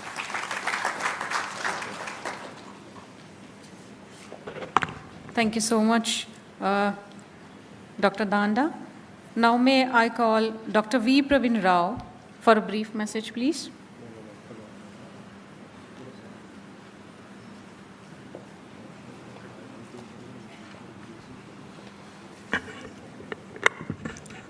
Good morning, everybody. Mr. Vijay Mohanji, President of today's function. Honorable Daniel Gustafsson, Chief Guest of today's function. All other dignitaries. Venkureddy Garu. We also have many people whom I know here, Sadamate, Praveen Reddy Garu, Narsim Reddy Garu, say what you call G.V. Subba Reddy Garu, okay? So many of them. Kindly excuse me if I am missing anybody. Of course, Chandana is here, a long-time friend. When Venkureddy Garu asked me to come over here, participate in this function, and shared the title of this very important topic, it touched me actually. Why I am saying that is, there are many connections here. First of all, it is a topic which is very, very contemporary and relevant today. All the time we were speaking of only agriculture, agriculture, agriculture. And today, keeping in view the national commitments, global commitments, I think this topic is very, very relevant from the point of view of sustainable development goals, climate action, Viksit Bharat. Okay, all these issues are part of this. The second aspect is, we are conducting here, why I am saying this is an institution wherein it produces or shapes the leaders of this country, agricultural leaders of this country. Many of them have been at the helm of affairs, and even the current Honorable DG and other officers who are heading the agricultural canvas of this country have come out of this institution. That is another important aspect of this one. And number three, of course, Raj Reddy has outlined. I still recall, I think 142 people were recruited in 1983. And initially we were sent to Tirupati, and then we came back. And the way today the agriculture leaders are shaped in this institution, actually it was conceived at that point of time by the Extension Education Institute of AP Agricultural University at that point of time. And actually we were shaped by him. We were shaped by him, and we owe a lot to you, sir, for your orientation that has been given to us at that point of time. And whatever we are today, I think we still recall you, Sudarshan Rao Garu, and several other team, your entire team of EI. So I express my sincere appreciation and gratitude to you in this regard.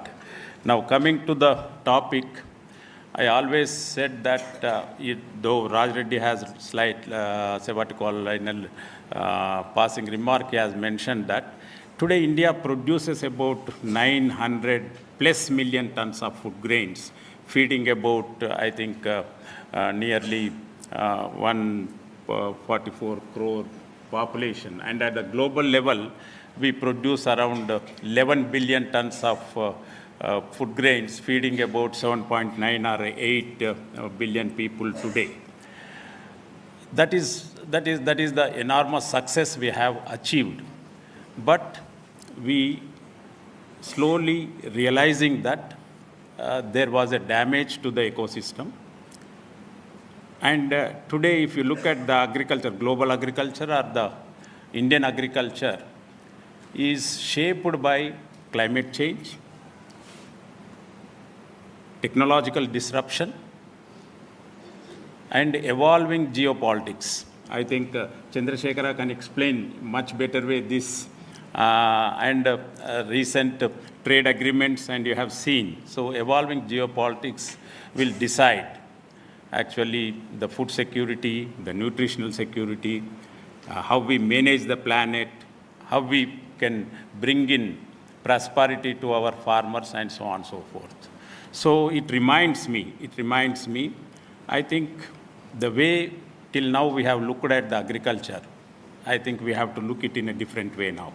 Not just the agriculture production platform, but we have to look at the entire agri-food value chain. And that is how the sustainable food systems has come, wherein entire value chain is looked at, and also the consumers. So I think this is what. And for this, I think we require these three: to investing in people, investing in planet, and investing in rural livelihoods for the prosperity of the farmers. Now, if you look at that way, today, whom we are producing, whom we are shaping, whether their degrees are adequate enough to meet this challenge, I think we should be very clear that the era of employability or the needs of the society based upon the academic credentials is over. These are the days of skills. The academic credentials will take you to a certain point, but your skills, your craft will decide your worth. So wherever you go today, they are asking, okay, your degree is fine, but what value you can bring to my organization, what value you can bring to this society. I think this country needs at least, I can say that, a new business model of agricultural universities.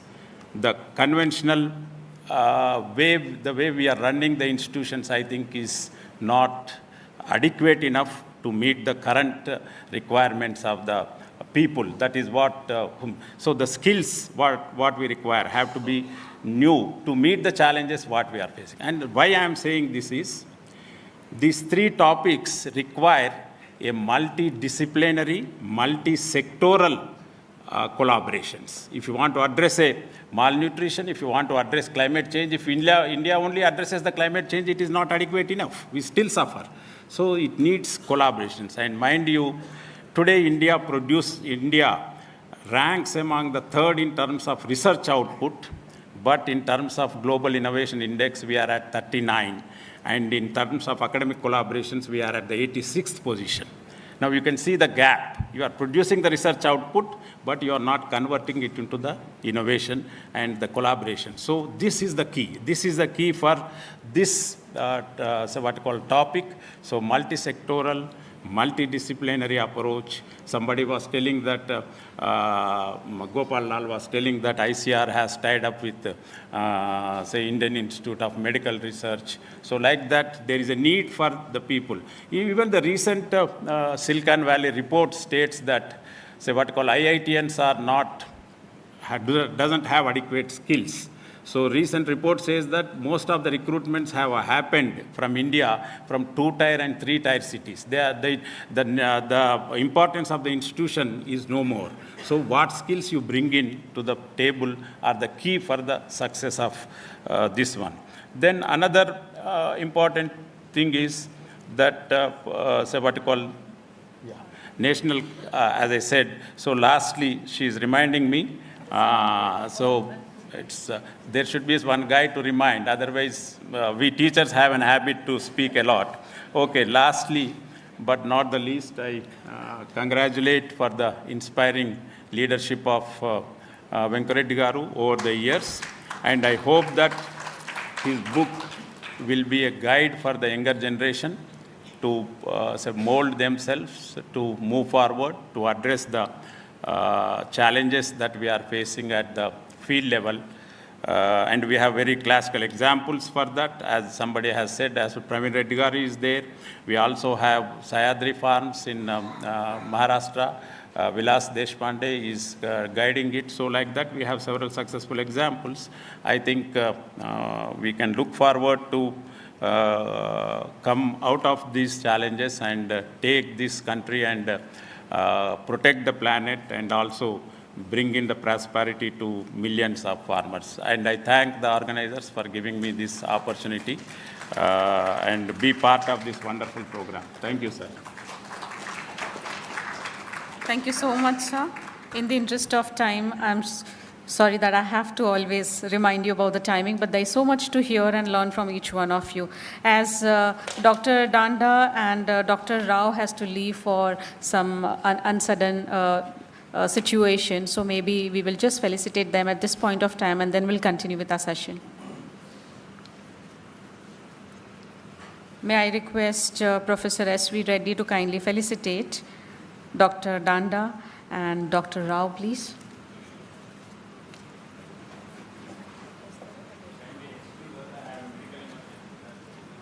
Rajendra.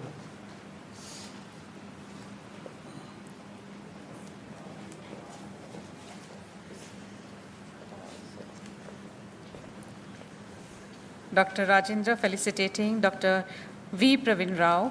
No, Rajendra. I'm sorry, Dr. Danda.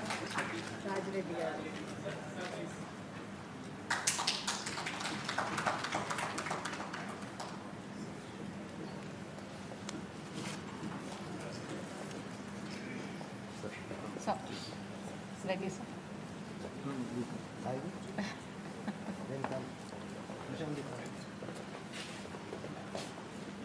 Now to Dr. V. Praveen Rao. Thank you so much for coming.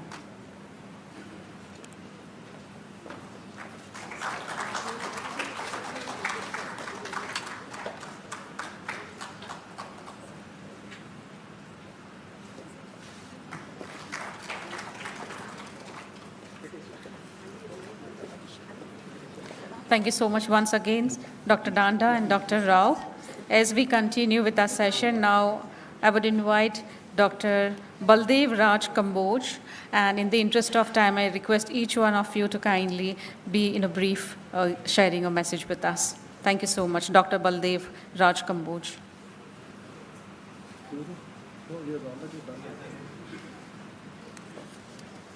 He has already done it. You should now go for somebody. Okay.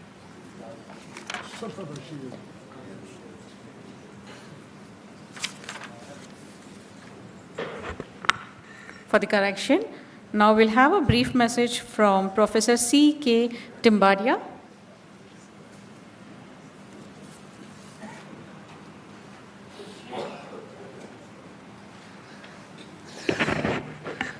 Namaskar to everybody.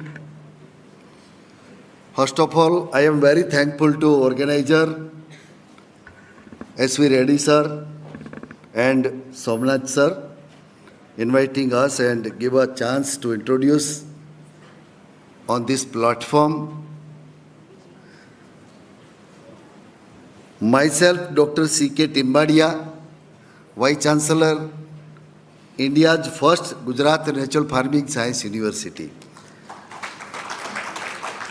Chief guest, Dr. Daniel Ji, Chairman of the session, and my most respected Dr. P. Chandrasekhar sir, Kamboj sir, and I convey my vandan to Sadamate sir and all of you.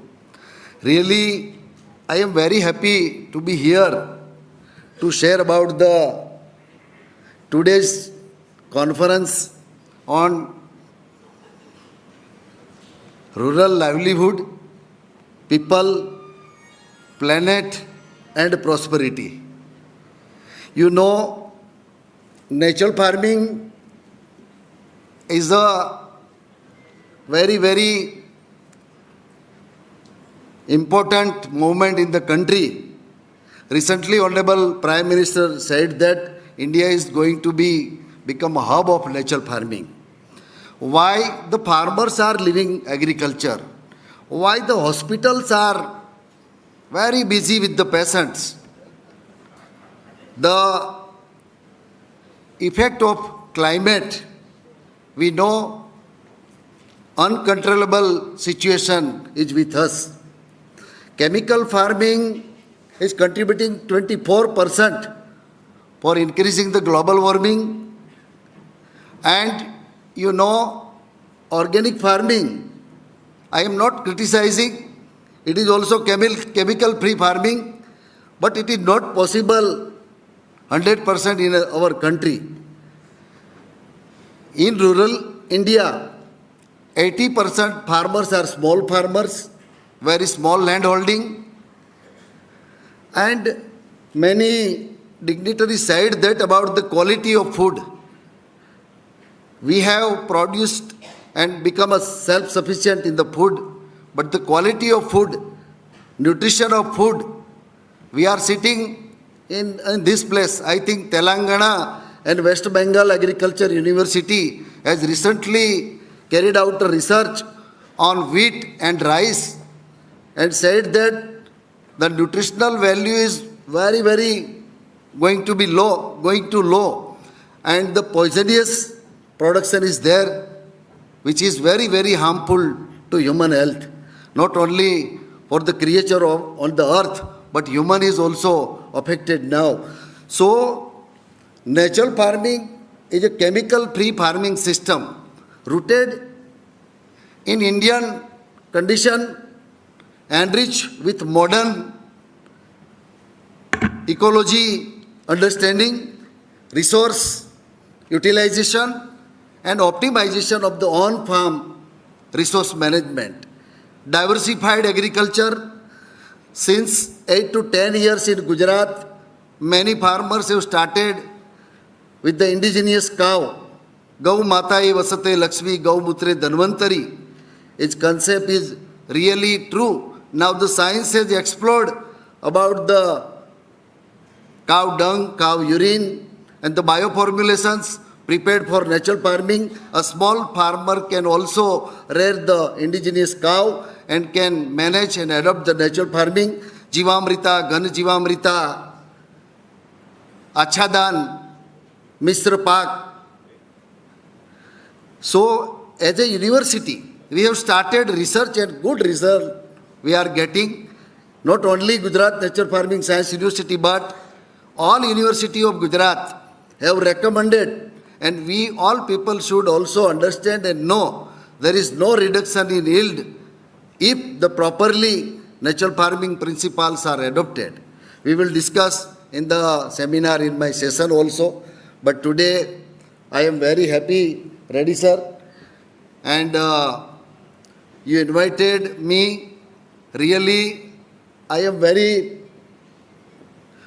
much loving to you, because before 2 years ago, I have invited to all of you in Gujarat. Honorable Governor has interacted with all of you, and you have also visited some farm plots and seen the natural farming, and today gave some opportunity to discuss and to explore about the natural farming. Many dignitaries, I am very thankful, have given some clue about the natural farming. Dr. Mr. Daniel sir, you should also visit some farm of successful farmers. In Gujarat, more than 8 lakhs farmers have adopted natural farming. They are getting good production, taste, nutritional value, and good income. And many farmers are convinced through farmer to farmer extension. Thanks for giving opportunity. Thank you.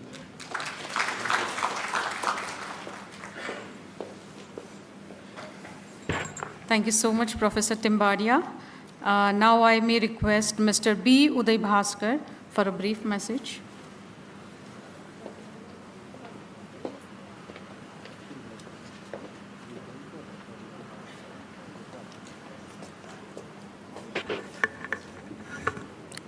Good afternoon to all. Honorable Chief Guest, Dr. Daniel Gustafsson, Special Representative of Director General FAO, Sri Dr. P. Chandrasekhar Garu, Director General CIRDAP, Sri Dr. Gopal, Joint Director ICAR-NAARM, Professor Sri S.V. Reddy Garu, President and Executive Director PRDIS, Dr. Rajendra Singh Gautamji, Dean ILRT, Sri Somnath Ghosh, and Dr. Baldev Raj Kambojji, and Professor C.K. Timbadiaji, and all the esteemed guests on the dais, and also Sri A. Praveen Reddy Garu is the Chairman of Molkanuru Cooperative Society, and Sri Mohanay Garu, our ex-CGM NABARD, and all the distinguished delegates, and good afternoon to all. Regarding this topic, when Reddy, before that I would like to extend my hearty congratulations to S.V. Reddy Garu, who has completed 80 years, and also happy to be part of this function, where particularly the release of biography of S.V. Reddy, sir. Congratulations, sir. So going to the topic, I think Gopalji initially told that S.V. Reddy Garu that the topic is more or less very close to the heart. And S.V. Reddy Garu, during his speech, he has told that it is close to the heart of NABARD also, because you all know that NABARD as a development financial institution and apex institution for the agriculture and rural development, our main mandate is actually sustainable development for the overall rural prosperity. There itself indicates that whatever the 3 pillars we are talking today, it's all embedded in our mandate, NABARD mandate. Accordingly, NABARD taking a lot of initiative. So when coming to the, because I'll be very brief, 5 minutes time is given, and particularly just talk about the people, investing in the people. So a lot of efforts are being done by the NABARD. So first such initiative, it started in 1992. You are all aware that earlier when SHG members and M1 members approach bank, they never used to get a bank credit. They said it is not bankable. The women members are not bankable. Only people who are having land, they can get loan. But the women members, if 1 or 2, if they want to approach banks, they said, now we are closing the door, now they are not bankable, we cannot give. So 1992, the NABARD has started one SHG bank linkage, one pilot project in Mairada. We call it as a Mairada project. And we started with 500, nurturing 500 SHG women. Now that has become a biggest microfinancing, or India's largest microfinancing initiative, and also one of the world's biggest financial inclusion platform. This is the first initiative, and that has been led to, now you can see that how that SHG bank linkage has grown into the different proportion. Around 14 crore households are in the fold of this SHG bank linkage. And later on, government has taken in the form of NRLM, SRLM. This is the first initiative. And second initiative I would like to touch upon is that we have also supporting this, here that Praveen Reddy Garu is also here, and strengthening cooperatives. That is the another important priority, not only in the Ministry of Cooperation, it is the importance priority for this, and NABARD is making a lot of effort in terms of strengthening the lowest institution, that is at ground level, primary agriculture society, PACS.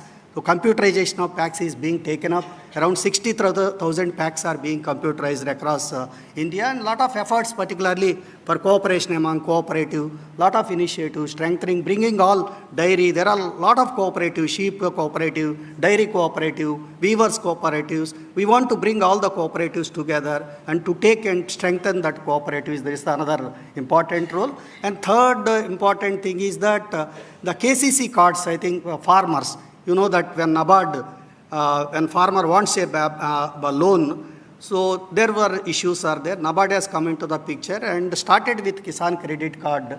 That has paved way for timely and affordable and formal credit to the SHG members. And most of our developmental projects, what is our focus is on, always people are at the center. And participatory approach is the important concept of all NABARD developmental projects. And we involve people in all our, be it an implementing agency, community level, the people participation, ensuring people participation is must. Along with people participation, we also see that other issues are, again, within that, we always give importance to the gender, that is women empowerment, the important activity. And we take up multiple dimensions of capacity building, then nutritional security, women empowerment, skill enhancement. These are the prime important dimensions of our all the developmental projects. And coming to the investing in the planet, and we have a lot of projects. We started with somewhere in 1992 with the soil and water, we call it as a separate fund has been, we started with Indo-German Watershed Development Program. Based on the success of that, we converted into a big whole lot of watershed development fund with the support of our own fund. And we are implementing a lot of watershed development. Now we call it, renamed it as a landscape developmental initiative. And another initiative which is being taken up under this strengthening the planet is the integrated tribal development. That's one separate fund has been created, and around 6 lakh families have been touched across the country for as a part of development of these tribal areas. And a lot of focus is being given on clean, and many speakers have told that importance of green energy like clean renewable energy, solar pumps, solar dryers. These are being promoted through the banks as a part of investing planet. And for a climate change, you know that most of the people have said that climate is a certain event. So a lot of initiatives, you know that NABARD as international level also as a part of National Implementing Agency and Adaptation Fund Board, we have implemented around 8 projects, including mangroves restoration in Krishna district of Andhra Pradesh. And we also implemented National Adaptation Fund Climate Change. Even under the Green Climate Fund, again, we are supporting around 8 projects, both as well as mitigation as well as for the adaptation project. And in addition to that, recently we have come out with a separate green climate, we call it as CCF. So climate exclusively a fund has been created for supporting piloting innovations in terms of this climate change interventions. And NABARD also come out with a credit product, NABARD the green lending facility we call it as, and that is actually to support state governments, other entities, particularly to take up green energy projects. And so that we want to use that actually by doing that, supporting that. And green fund also we want to establish at NABARD, particularly to supporting the green project. And coming to the prosperity, and a lot of efforts are being made along with the cooperative. We are also taking a big lead in strengthening of farm producer organization. NABARD alone promoted around 7,000 FPOs in the country, across the country. And we are also part of that implementing agency of 10,000 FPOs. And participating a lot of, we are also working towards the strengthening of farm producers organization. A lot of support for even that geographical indicators. Here itself, Horticulture University, we are supporting here that local armor turmeric, and we are also supporting Balanagar Sitafal, in addition to other GI tag products across the country, both farm sector as well as non-farm sector. I'll be concluding, yeah. So, lot of what we would like to tell that, and as a part of infrastructure development, we are supporting across state government for taking up of infrastructure development in terms of agriculture, in terms of rural connectivity, in terms of social sector. So, and also promoting digital innovations. Here two such startups are there. One is at ICAR-NAARM, another startup at Hag Hub. We are supporting and also nurturing the startups and also supporting that. So what I would like to conclude that we are ready to collaborate with all universities here. We are already collaborating with NAARM, collaborating with Agriculture University, Horticulture University. We are ready to collaborate with any national, any institutions who can actually deal with all these three pillars because they are all interdependent. We cannot separate people, prosperity, and planet together. They are all interdependent. We are ready to support and collaborate and innovate activities coming under three activities. So I thank each one, particularly Organizing Secretary, PRDIS, and ILR for organizing this program. And I wish the conference a great success and the outcome, the Hyderabad Declaration, that I want that, my wish is there to circulate that entire outcome of this transforming livelihood so that NABARD and the other agencies, we can modify our policies, change our policy so that we can do more in the transformation of livelihood. Thank you, Ananda. Thank you so much, Mr. Bhaskar. And now we are here for address by our chief guest, Dr. Daniel Gustafsson. Sir, kindly, can you come to the podium, please?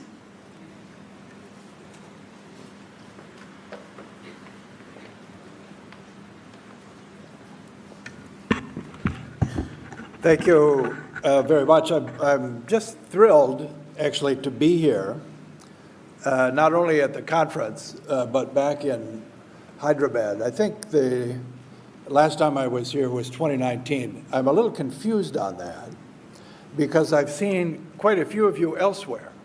We saw Dr. Vijaya in Egypt, Nepal, Sri Lanka, Jabalpur. It's kind of a jumble, and we're in touch with many of you, Delhi, of course. But I think I was last year in 2019. And there's a lot of change. Even you see the change, and you live here, right? And it's astonishing in many ways to see how much change there is in so many ways, airport onwards, highways, and so on. That the infrastructure, of course, is much different, economic activity much different, and so on. And it's a particularly interesting backdrop for me, also in light of the themes of the conference, right, on people, planet, and profits. And what calls most attention, also in my discussions, I'm here for discussions with the institutions that we have ongoing projects with. We've had projects with lots of you in the past, but I met with NIRD, NIN, and Manage. So between my impressions of Hyderabad and the campus here and those discussions yesterday, definitely they're all three there. People, profits, and planet are all there. But what really looks, let's say, most striking are profits, planet, and people. And they're good things, not a bad thing. Profits are a wonderful thing. Planet, obviously, hugely important, under threat, big issue, as well as, of course, the people aspect. But the people aspect tends to be less seen. And I think the way that the conference has been organized and the lineup of speakers is excellent. And the experiences that they bring are really remarkable in thinking through, with concrete experiences, how we're going to link people, profits, and the planet. And it's very interesting also to be here, and it's a huge pleasure to be here for the launch of the book with Dr. Reddy, who I've known since 1992 when we worked together in Uganda. And that was 10 years before I had set foot in India. And I have the advantage over you in that I read the book ahead of time. I had an advance copy. And I think it is really good. for a variety of reasons. But one of the things I found, I think I've known him for a long time, but Padma Raju and he were classmates, you know, so a lot of you have a lot more experience, a lot more years of contact with Dr. Redmond. It's just a huge pleasure for me to be here, and I'll get back to the book a little bit in a minute, because the book is actually not really a biography. I mean, it looks like a biography. It could be seen as a biography, but it's not really a biography. It is in many ways sort of the history of agriculture and of extension in India. And when the book starts, well, the book starts with his birth, right? That's sort of a natural place. But in terms of the career, it starts when agricultural extension education becomes a recognized topic. It wasn't recognized before, right? And then you go into Green Revolution, you go into training at visit, then you go into expansion of this overseas in Uganda where we work together, then you go into much more participatory approaches, farmers' field schools, natural farming, lots of things. So it's sort of the trajectory of what has happened in extension and what has happened in Indian agriculture all the way through. And clearly, profits were always important. We'd never wanted farmers to lose money, of course, but profits were not really on our radar. What was on the radar was production. It was the big issue for India. The moonshot for India was producing enough food, eradicating hunger. Profits were sort of a necessary thing in there. Planet we didn't think of very much.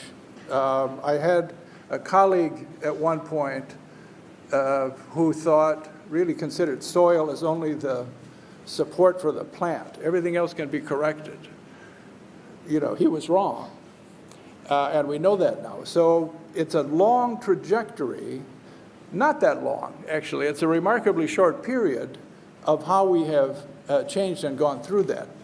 And I don't want to minimize how important all the way through the focus on people has been, but really what is still getting headlines and getting our attention is, in fact, profits, which are fantastic.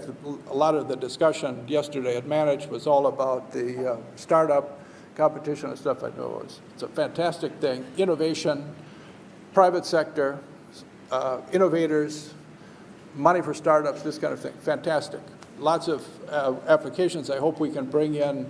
We plan to bring into a larger set of innovations from FAO and just absorb Manage's database on who's doing interesting stuff on innovation and how that works and so on. So it's all really exciting, but we don't really, there is some danger in losing sight of exactly the issues that Dr. Chandrasekhara mentioned on the human side, right? We talk about it, but we don't really concentrate on that. If you look at the planet side, when you go through what countries have agreed to do for climate change, these nationally determined contributions, almost all of them focus on greenhouse gas emissions, and almost none of them even mention people, 6%. Everything else, and these are written by ministers of environment. You can't expect them to do much else, but the impact on people of climate change is already immense, as you know, here in Telangana and in India in general. Huge impact, and it's not, the impact on people is not really contained in the agenda if you would just look at the nationally determined contributions from countries, the NDCs. They're talking about forests, greenhouse gas emissions, water, other things. They are not talking about people and human agency and how we make that work. It's not really in there, and it has to be in there. And that was really the discussion at NARD and so on. So we need to put those together in a way that I think the speakers in the conference are going to do in a really good way. And I think that it's also a remarkable opportunity to kind of take stock of where we have come from on this. and to put it into perspective as we go forward on how we're going to maintain profitability, increase incomes, increase private sector engagement. I'm impressed too this past week in the discussion on private sector universities, which of course are new and a big thing, and it represents opportunities for lots of people who would otherwise not have had them. So I think it really is an extremely timely conference. I'm delighted to be here with Dr. S.B. Reddy and the launch of the book. And the book, as I say, is really interesting. It's interesting beyond the biography. It's interesting as a synopsis of where we have come in a really short period and how things have evolved in the way that we incorporate human agency, training, people's participation, emphasis on women, emphasis on other things in terms of capacity development, experiential learning, natural farming, lots of other things, over the course of really one career is just a phenomenal thing. And I'm so pleased to be here, and I congratulate the organizers and look forward to hearing what the conference speakers have to say. Thank you.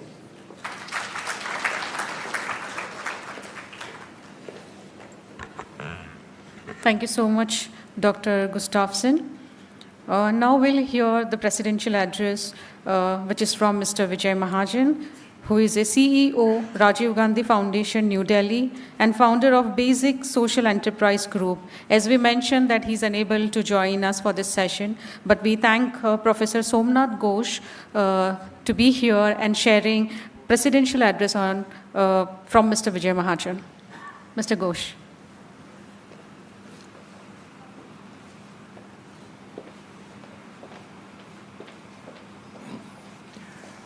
Good afternoon, everybody. I think by the time we end this session, we'll be running by 50 minutes behind schedule. Nonetheless, it's my honor to present the presidential address on behalf of Vijay. I have gone through this address. Actually, he dropped me yesterday to the airport when I was coming from Indore, and he was supposed to take the late evening flight, but something happened and he couldn't come. But as I said, it's my honor. If you look at the conference one, it talks about transformation. Now, I come from the field of management, and I'm also come from a social sector. We are very careful in terms of choosing terms. We distinguish between improvement, change, and transformation. We don't substitute one word with the other, even when we use the word change, whether it is incremental or radical, but it's still not transformation. Why I'm saying this is that you could start by, for example, questioning this, whether it should be people, planet, or prosperity, or whether we should have been planet, people, and prosperity. I'll leave it to you people. But so far as this particular presidential address is concerned, I'm an academic. I have brushed shoulders with quite renowned people, and I have no shame in saying that Vijay intellectual capacity is equivalent to a room full of professors. So I paid respect to that. And I wasn't surprised when I saw an old video of his when he was speaking in the World Economic Forum, and Nobel laureate Joseph Stiglitz was taking notes. I didn't find it, what you might call out of the place. I thought it was typically a run-of-the-mill. So with these words, I start with this reading out his presidential address. There are 6 sections. For the sake of time, I will rule out section number 4 and section number 5. So I'll talk about the first 4 sections, then we'll go to the last section. To my mind, this presidential address is good enough to hold attention for 2 full days. You can have a conference for 2 full days. That's my personal opinion. And it has nothing to do with my personal friendship with Vijay Mahajan at all. So here I go. He has converted that into Hara Bhara Swaraj, an alternative vision for India and a new strategy to realize it. So transformation is when you go beyond change, radical change, and when the transformation takes on a totally new radical situation, radical one, which is not at all, comparable with the previous one. Although we do recognize there's always going to be a continuing change. Vijay doesn't write that. I will read it right now. So that is the introductory point that I wanted to make. So here is Vijay's presidential address. Friends, thank you for giving me the privilege of addressing the National Conference on Transforming the Rural Livelihood Landscape in India, empowering rural communities through investing in people, planet, and profit. I stand here not just as an individual, but as a spokesperson of many communities, organizations, institutions, and movements which have been thinking, experimenting, and fighting for an alternative future for this country. The chosen title of my address is Hara Bhara Swaraj, an alternative vision for India's future and a new strategy. He writes new in capitals, N-E-W, strategy to realize it. The new over here is actually an acronym. By Hara Bhara Swaraj, I mean a green, flourishing, and self-governing society in which every Indian can live with dignity, decent livelihoods, and social harmony in an environment that is sustainable and resilient. Relating this to the conference theme, Hara refers to the planet, Bhara is linked to profit, and Swaraj is for the people. Over the next 20 minutes, I want to do 5 things. Well, not 20 minutes. I'll be knocking off 2 sections, so it will be stick to about 10 minutes. Over the next 20 minutes, I want to do 5 things. Define clearly the triad of crisis. The triad of crisis, mind you, so they are not individual crises. The triad of crisis that India faces today.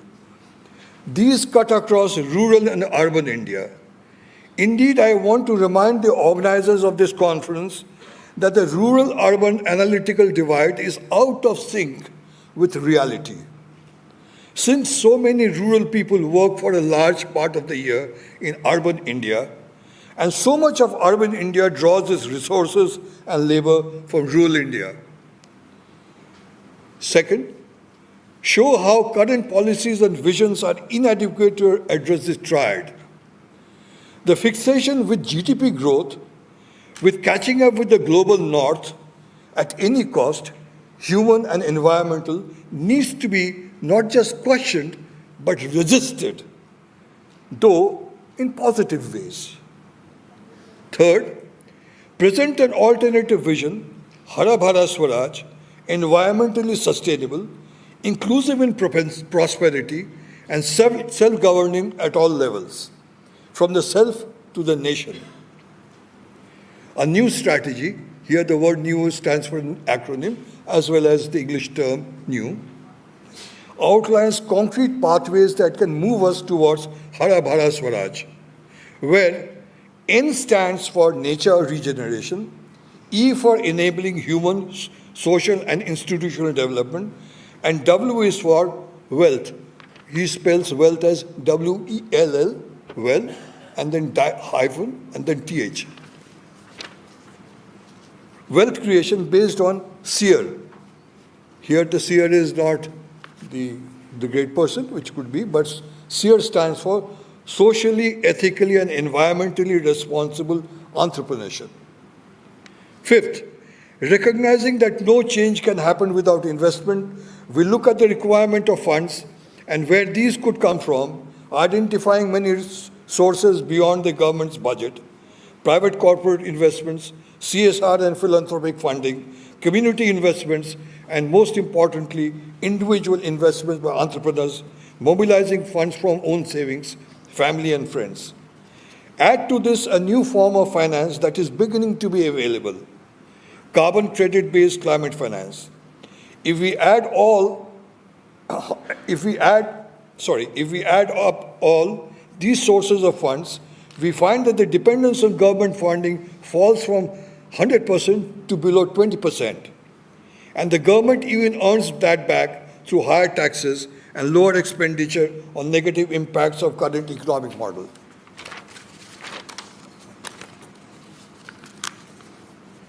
Now, the triad of crisis confronting India. India is now the world's most populous country and the 4th largest economy, soon heading to the 3rd position. Yet, Beneath these macro achievements, we are living through three interlinked crises: an environmental crisis, an economic crisis, and a socio-political crisis.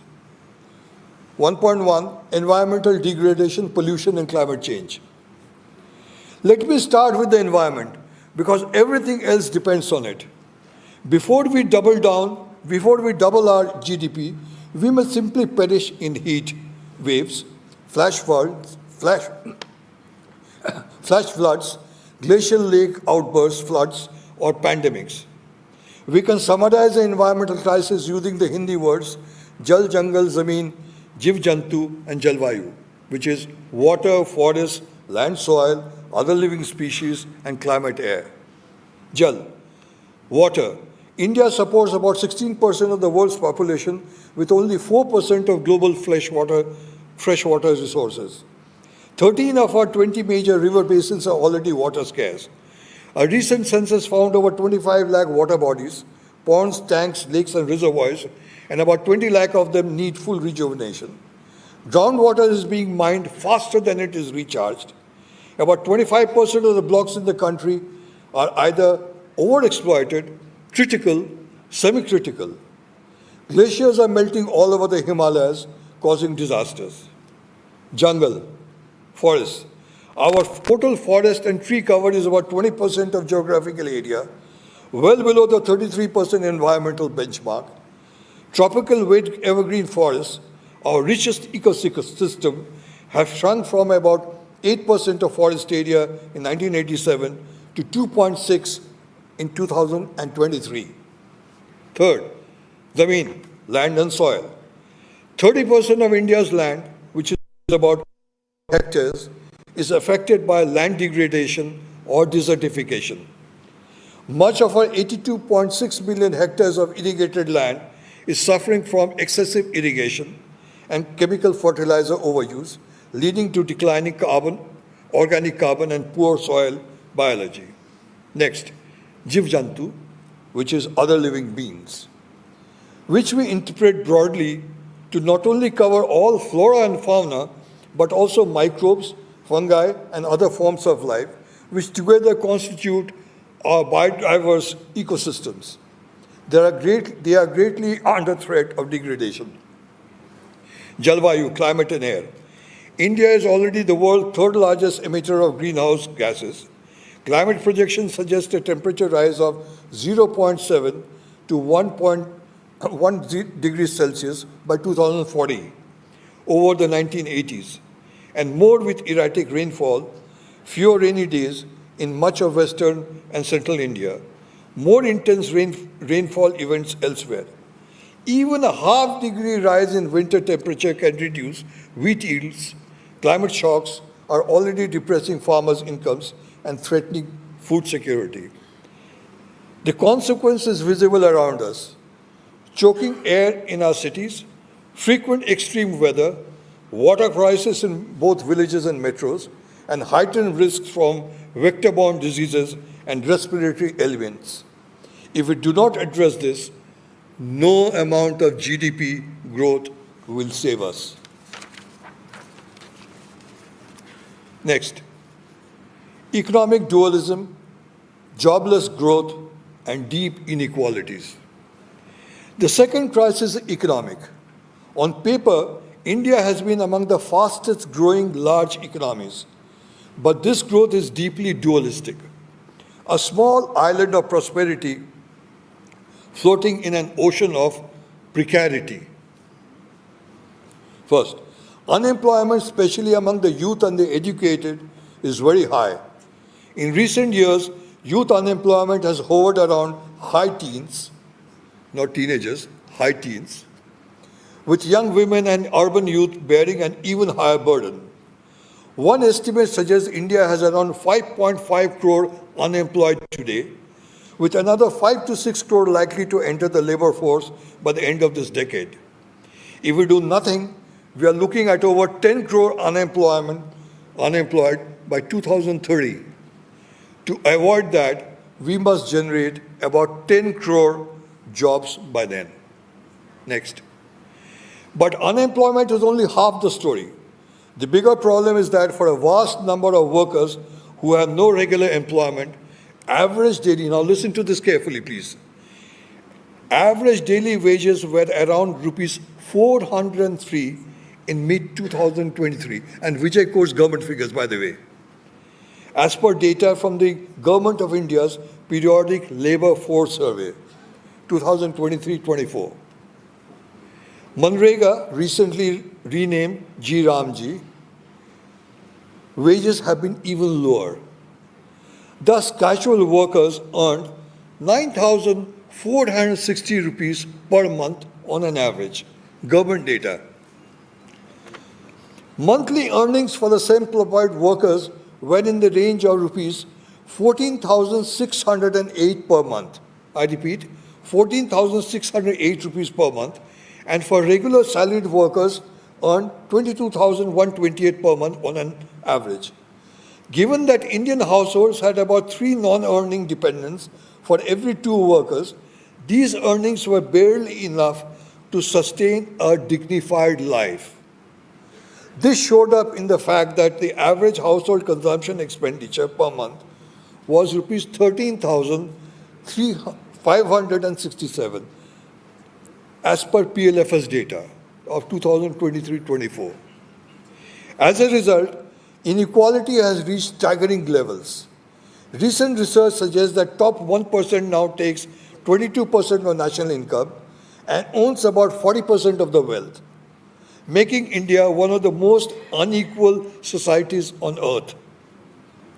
Even official reports acknowledge that the benefits of growth have been concentrated and marginalize the poor further. This is the outcome of development model driven by liberalization, marketization, and financialization. Where market logic penetrates every sphere of life, public goods get privatized, and financial markets dominate policy priorities. Next, the fraying of social fabric and socio-political breakdown. The third crisis is at multiple levels: individual, family, community, society, and politics. At the individual level, mental health concerns and suicides are rising, and National Mental Health Survey suggested that there are 1 in 7 adults had a mental health condition, with a large proportion requiring prompt intervention. Student suicides have been rising faster than overall suicides. At the family level, we see the decline of joint families, the rise of single-parent households, and a silent epidemic of geographic separation due to migration.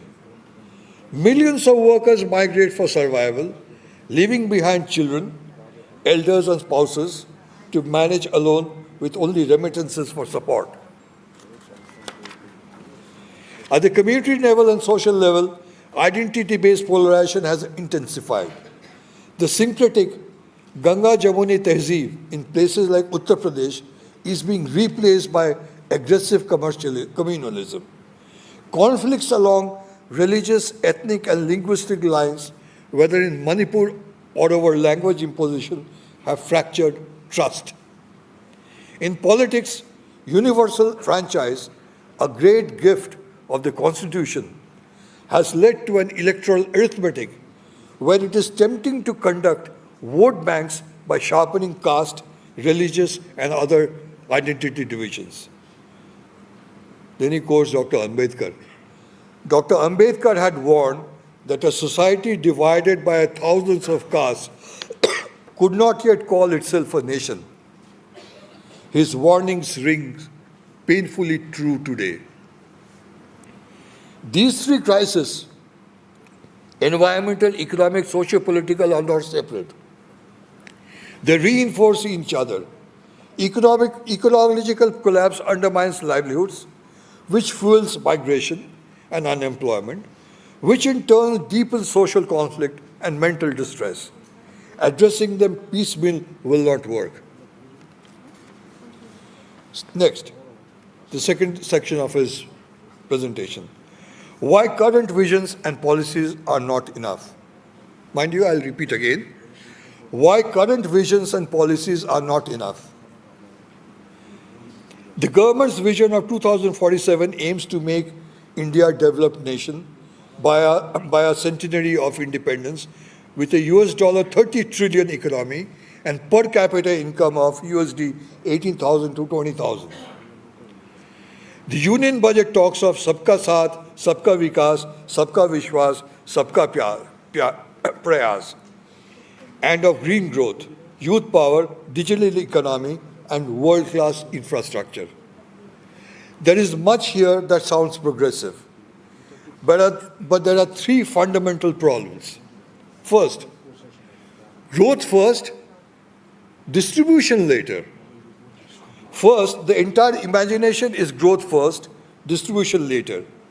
The underlying assumption is if GDP rises fast enough, then per capita income will rise and health, education, and other human needs will automatically be met. In a context of extreme inequality, this is simply not true. Without explicit mechanisms for fair distribution, higher GDP can coexist with mass deprivation, as we already see. Next, nature as an afterthought.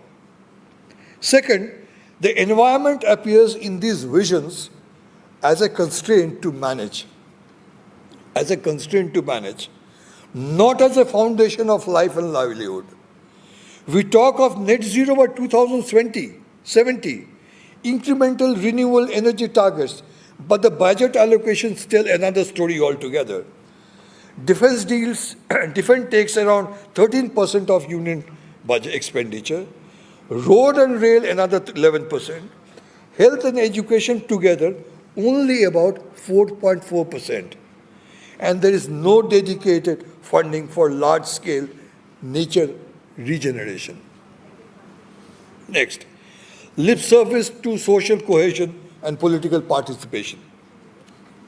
Third, while there is rhetoric on inclusion and participation, actual policies have cut scholarships for disadvantaged groups, underfunded public health and education, and left the burden of coping with crisis to families and individuals. Structural reforms in democracy, decentralization, and citizen participations remain weak.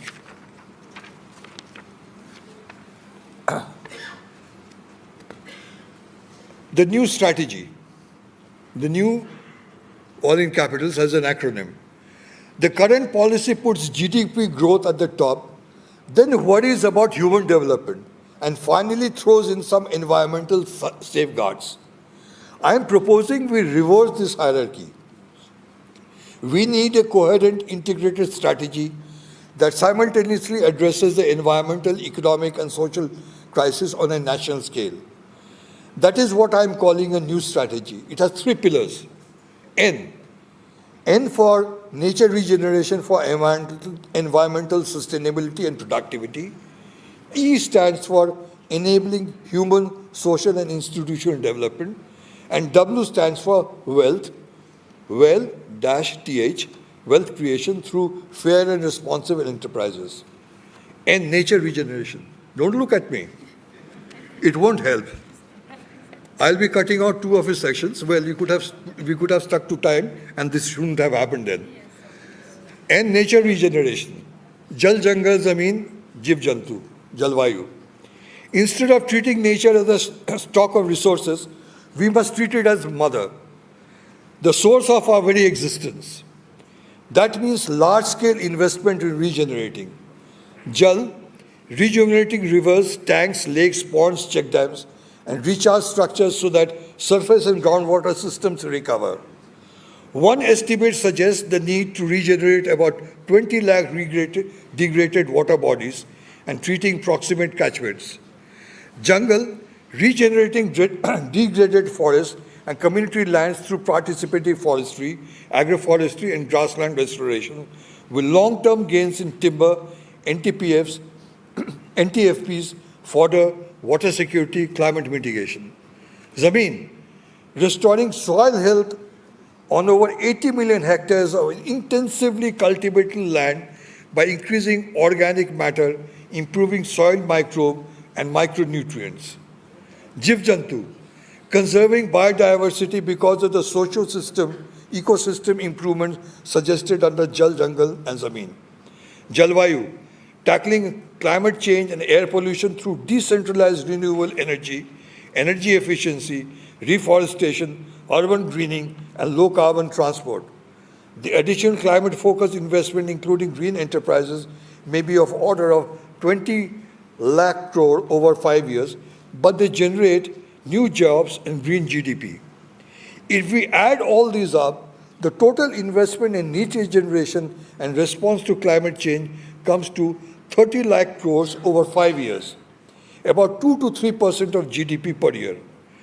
This is ambitious, but feasible if we combine public budgets, bank finance, community contributions, CSR, and crucially, climate finance mobilized through what I call aggregated microcredits for sequestration and emission reduction, AMS ACRs.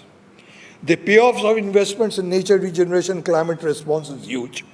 By the 6th year, such investments could sustain around 5.5 crore decent jobs in nature-based activities at average annual earnings close to or above per capita income levels, while sequestering more carbon than India currently emits and significantly improving water security, biodiversity, and health.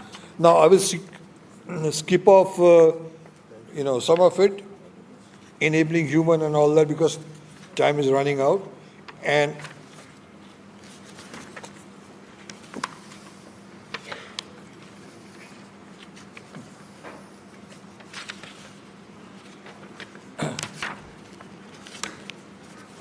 I will straight away come to the last part of it, a call to begin the task. If we continue the present path, capital-intensive, fossil fuel-intensive, pollution-heavy growth with weak social protection, we face a future of more frequent environmental disasters, chronic health crisis, mass unemployment, and deepening inequality. The social fabric will fray further, democracy will be hollowed out, and the promise of freedom will ring empty for most citizens. The alternative vision of Hara Bhara Swaraj and new strategy offer a different path. This is not a final blueprint. It is a manifesto in progress, a first public draft of a collective imagination. It needs your critique, your refinement, your local adaptations, and your courage. We do not have the luxury of time. Climate impacts are accelerating. People are losing patience. Social tensions are mounting. Incomes for the vast majority are stagnating, well below offering them and their families a dignified quality of life. But we also have a historic opportunity. A young population, rich ecological diversity, vibrant civil society, and a deep civilization ethos that has always affirmed Vasudhaiva Kutumbakam. The whole earth is one family. Let us therefore commit ourselves in this conference and beyond to making Hara Bhara Swaraj not just a slogan, but a lived reality. Thank you.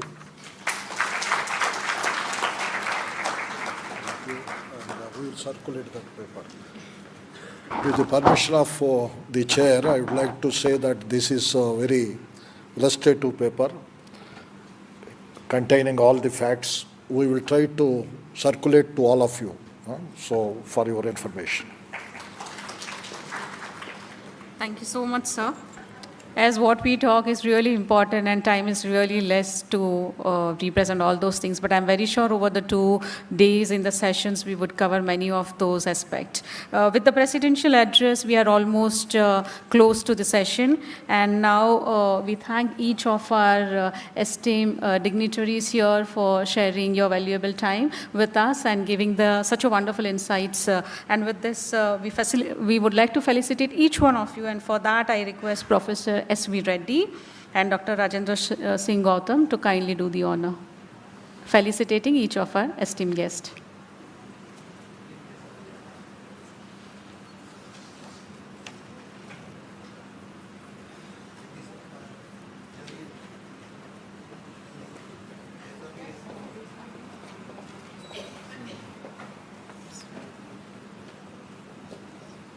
Yes.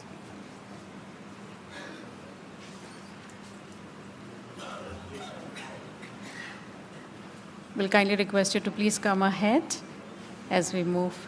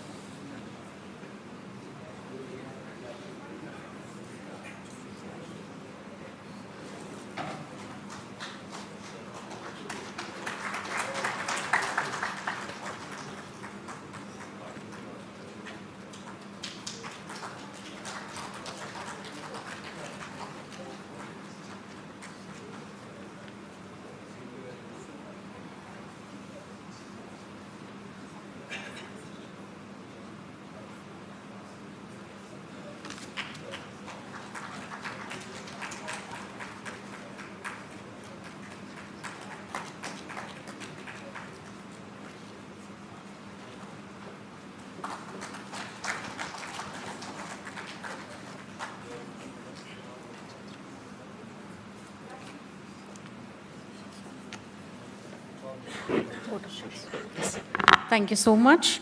Now I invite Mr. Satsang Singh for vote of thanks. Good afternoon, everyone. It's an honor and privilege for all of us today to have the esteemed dignitaries on the dais today. Dr. Gopal, Director NAARM, Dr. Anil Gustafsson from FAO, Dr. P. Chandrasekhara from SIRDAP, Dhaka, Dr. Raji Reddy Danda from Telangana Horticultural University, Dr. Baldev Raj Kamboj from CCS Haryana Agricultural University, Professor C.K. Timbadia from Gujarat Natural Farming Science University, Dr. V. Praveena Rao, Kaveri University, Mr. B. Uday Bhaskar, CGM NABARD, and in absentia, Mr. Vijay Mahajan and Professor S. Ghosh. On behalf of the organizing team, we express our thanks and gratitude for your gracious presence today. Thank you, everyone. I think I should congratulate you.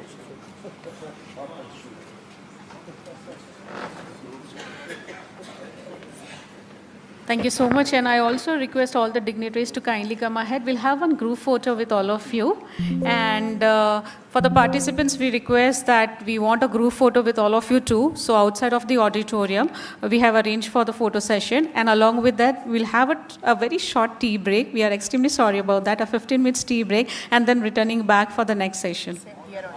In the same auditorium hall. Sir, sir, photo. Sir. Sir, No, no, no. photo. Prashant. यहाँ पे First the group photo and then the outside auditorium. First of photo I get this. No, first only. Sir.